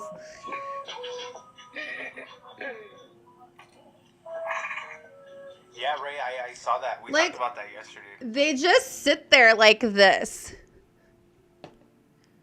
Double tap, double tap. Like, oh my God. It's so annoying. Like, it's the most boring shit I've ever watched. Like, it's so boring. Like, that's all they do. Why would you send someone money? They're not even putting any effort into, like, talking to you. I can't see my chat right now, so sorry if anyone's even saying anything. I don't know. I guess I should look. Yeah, I sent it to you on Snap because it wouldn't let me send it on text. I don't even think anyone's watching, which is fine. You guys can watch my VOD later. Alright, I think this is. I'm so mad. I think we could just skip this, bro. They're not even talking about it. Yeah, they don't do anything. They just sit there on their phones the whole time. It's so annoying. I don't care when anybody else talks to me, but for some reason, this one right here is really hurting hard. Like, this one really hits deep.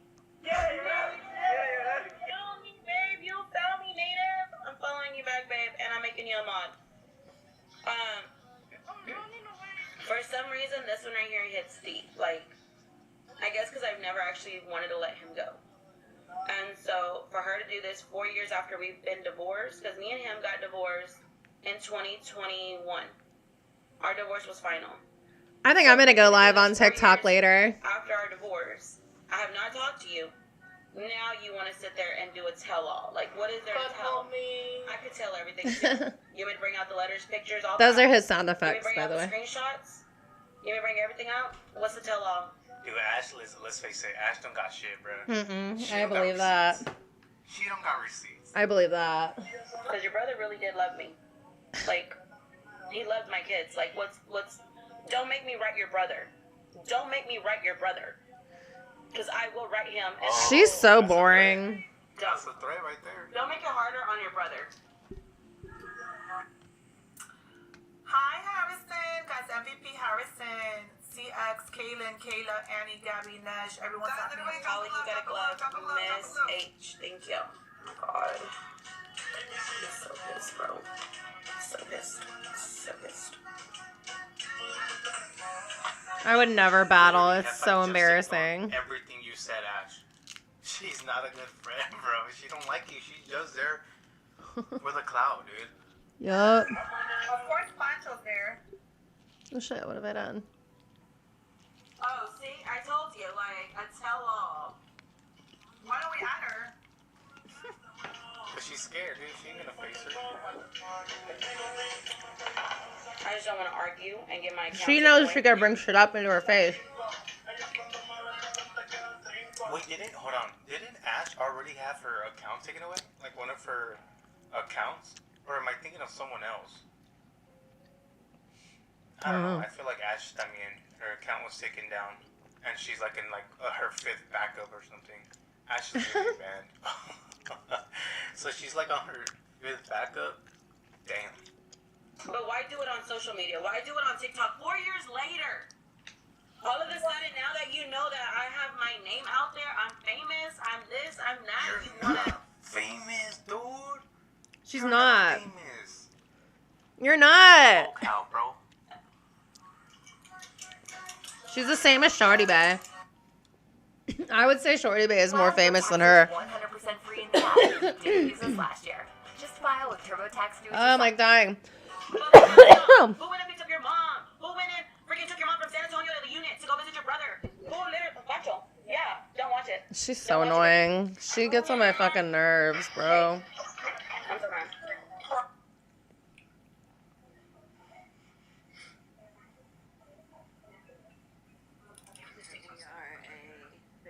Is she muted?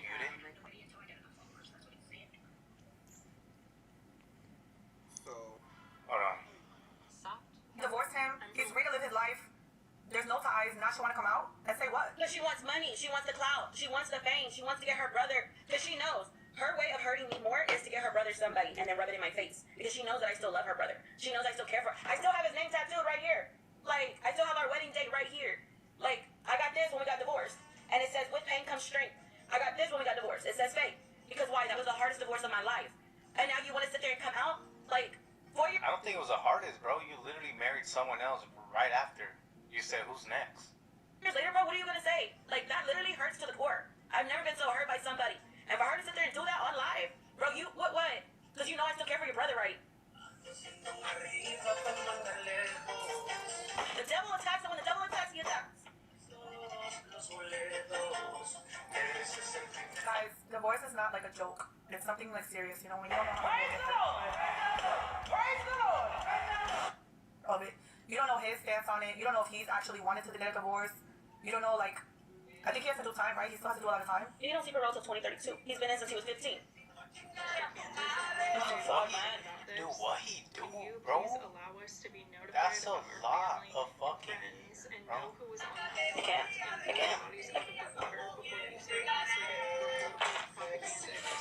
I was tears. Did not leave my house. I stayed in the room in the dark every day for a month. In the dark, guys. Remember that. She was in the dark. My mom would make my sister come bring me out the house just to get in the car and drive because I was so depressed. Her whole life is just so dramatic. Girl, she's such a fucking victim. Like, I just get so annoyed when I listen to her because I'm like, you've done all of this to yourself, bitch. This is all you. Like, the only thing, like, her daughter's dad dying, that was not her, obviously. He got sick. And that's tragic. That's really sad. I know what it's like to lose your dad. It's the worst. And her girls don't deserve that at all. And I don't know what, like, thinking about if, like, something happened to Mayberry. Oh, my God. That would be the worst. That would just be horrible. Badger, my kid got the best dad. Badger got the best little Badger dad. She loves her dad so much. He's such a good dad. We co-parent like champs. But I couldn't imagine. That's really painful. But everything else, this bitch is brought on herself, bro. Her mom not talking to her, that's on her. She exposed herself on TikTok Live. Like, all of the things that she's doing, that's on her. But I feel like she will never admit that. Like, I don't have any sympathy for her outside of that one thing I listed. I still have videos in my phone of how I looked. I would break out. I would throw up. He was the worst divorce because I didn't want it. It was pushed on me by her. The kid you groomed, bitch. Paid for it, everything. Like, she's the one Bro. who my house with the cops. You need to sign this. You didn't want to divorce you either? Nah, he wanted that divorce too, bro. Stop the cap. Negative. Thank you, babe. You didn't have to. Yo, guys, subscribe. You don't have to, though. If you guys are young and you don't understand what divorce is like, I have never experienced it, but I can only imagine the pain. And it's, I think that he has to do a lot of time, so something that you have to let go, kind of, such a thing. CJ, Audrey, Karen, Samila, everyone's on. You need it. Cassie, you got glove. Marilyn, you got a glove. Thank you, babe. I'm about to show y'all some pictures of when we were divorcing, actually. But the thing to me is like, okay, whatever happened between us, that's fine. I would never battle. It's so embarrassing. Right? But I don't like when siblings get involved in relationships. Like, I'd be damned if my brother got involved, or I'd be damned if his siblings got involved. Like, If I shut the fuck up, dude, you don't even know, bro. She literally groomed him, dude. Shut up. Yeah. Casa de huevo, dude. Shh. I know you guys know all of our family getting involved in your marriages, and that is not something fun to do. They should have gotten involved a lot earlier when this bitch was saying she had a crush on their fucking 12-year-old. I wish the family would have freaking gotten more involved. Damn.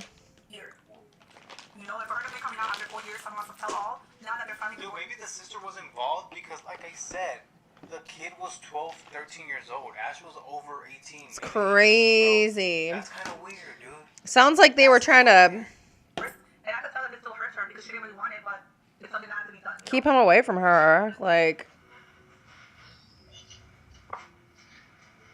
Dude, hold on. And maybe also, she wasn't. God, they're just sitting there like,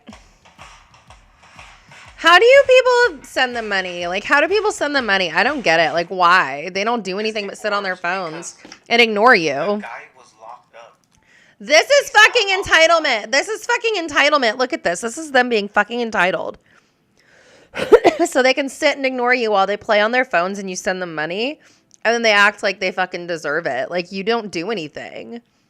You don't do anything. You don't even make any commentary. And then you talk about this made up drama in your lives, which, like, they had their little pretend fight the other day. And people are like, she went off on Heffa. I'm like, they're fucking doing it for drama. They're just trying to get views. And y'all fall for it. Get the paperwork. Do this. Go to your house. Get your signature. Maybe that's why she was all up in the divorce. Bro.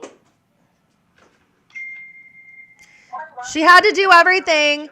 She had to do everything for her brother because he was in prison, you dumb bitch. Of course she was going to be all up in the divorce. Duh. You know, whenever I was with him, I stopped drinking for 2 years. And then as soon as we separated, I went to drinking every day. Every day. And I haven't stopped. I thought you stopped. Yeah. Mentirosa, dude. Recently, I've gotten better. She's such a liar. Like, that's literally, like, look at my face. Look at my face. That's meth scars, bitch. Like, I was breaking out so bad with the divorce. The alcohol trying to come out of her pores. During my lunch and just cry in my car. To this day, I still think about it. Because of some man in prison that you groomed? Really? Being a little dramatic, Ash. He was 12. I would always see him as a 12-year-old in my head if I was her. Like, what the fuck? Right with me was like a freaking lady coming out 4 years later. Talking about something, I'll tell all for what? Like, what are you trying to tell? It's gone now. I understand that they were together and she was trying to expose Ashley about something funny, but it's done now. Hi, Aggie. Reopen a wound. Come here. Come here. Oh, scratchy kitty. Come here. She only cares about battling, bro. Come here. Hey, they're gonna slap. They're gonna slap. They're gonna slap. They're gonna slap. Oh no, I dropped a flower. That's not your baby dad because you were with your baby dad. No, but he literally, like, Eviana was so close to him. She was closer to him than she was her actual dad. No I remember her in prison every week. No way you said that. What? No way you said that, bro. Eviana was so close to him. She was closer to him than she was her actual dad. Whoa. And I would take her to prison every week to see him. So. What happened to your kids? Never met anyone Hey, else yee. in prison. Hi. Remember when she was saying? Look at the little baby. My kids never went to There's fucking the little jail to see baby. these people, to see these inmates. I love her. Another lie, dude. I love her. No, but I mean, Eviana and him were like, Oh. and he was always like calling, praying for my girls. Like, I knew him when he was out here. He was a family friend. They went to our church. When he was You are so fluffy. We didn't reconnect until he was already in prison, and I was 24, and he was, he was 24 and I was 30. I should know better every time. Then when that fool was serving time, that's wild. He was he murdered someone? Oh. Damn. Or no, she took her kids to see the one guy who was a murderer. Eggnog. Ash likes Friedman, dude.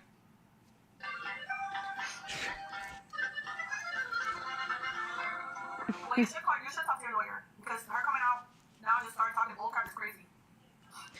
You can't. Bullcrap if she actually. If she's just stating the facts, then you can't tell a lawyer anything because they're going to be like, well, that doesn't mean anything. It's not. Okay, listen, my mom's a judge and my grandpa was deputy attorney general. So I'm going to tell you right now, you can't just file defamation on people because you think they're talking shit on you. That's not how it works. It has to affect your business, negatively affect like your reputation to a point where you're losing money. Like you have to prove it. And if they're just stating facts and you don't like those facts, that doesn't count as defamation. So a lawyer would say, no, don't waste my time. That's what receipts do. They're gonna be talking about, oh, it's defamation. No, if she got receipts, then. Yeah, it's not if it's. You have to prove that they're lying about you, basically.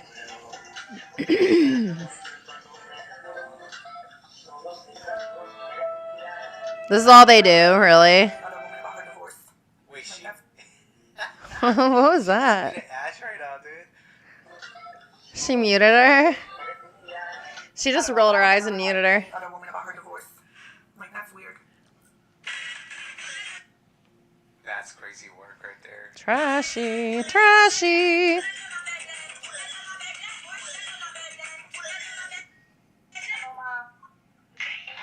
Bro, you guys have to realize too, he was legally blind, so he couldn't really see Ash. Hey, hold it down.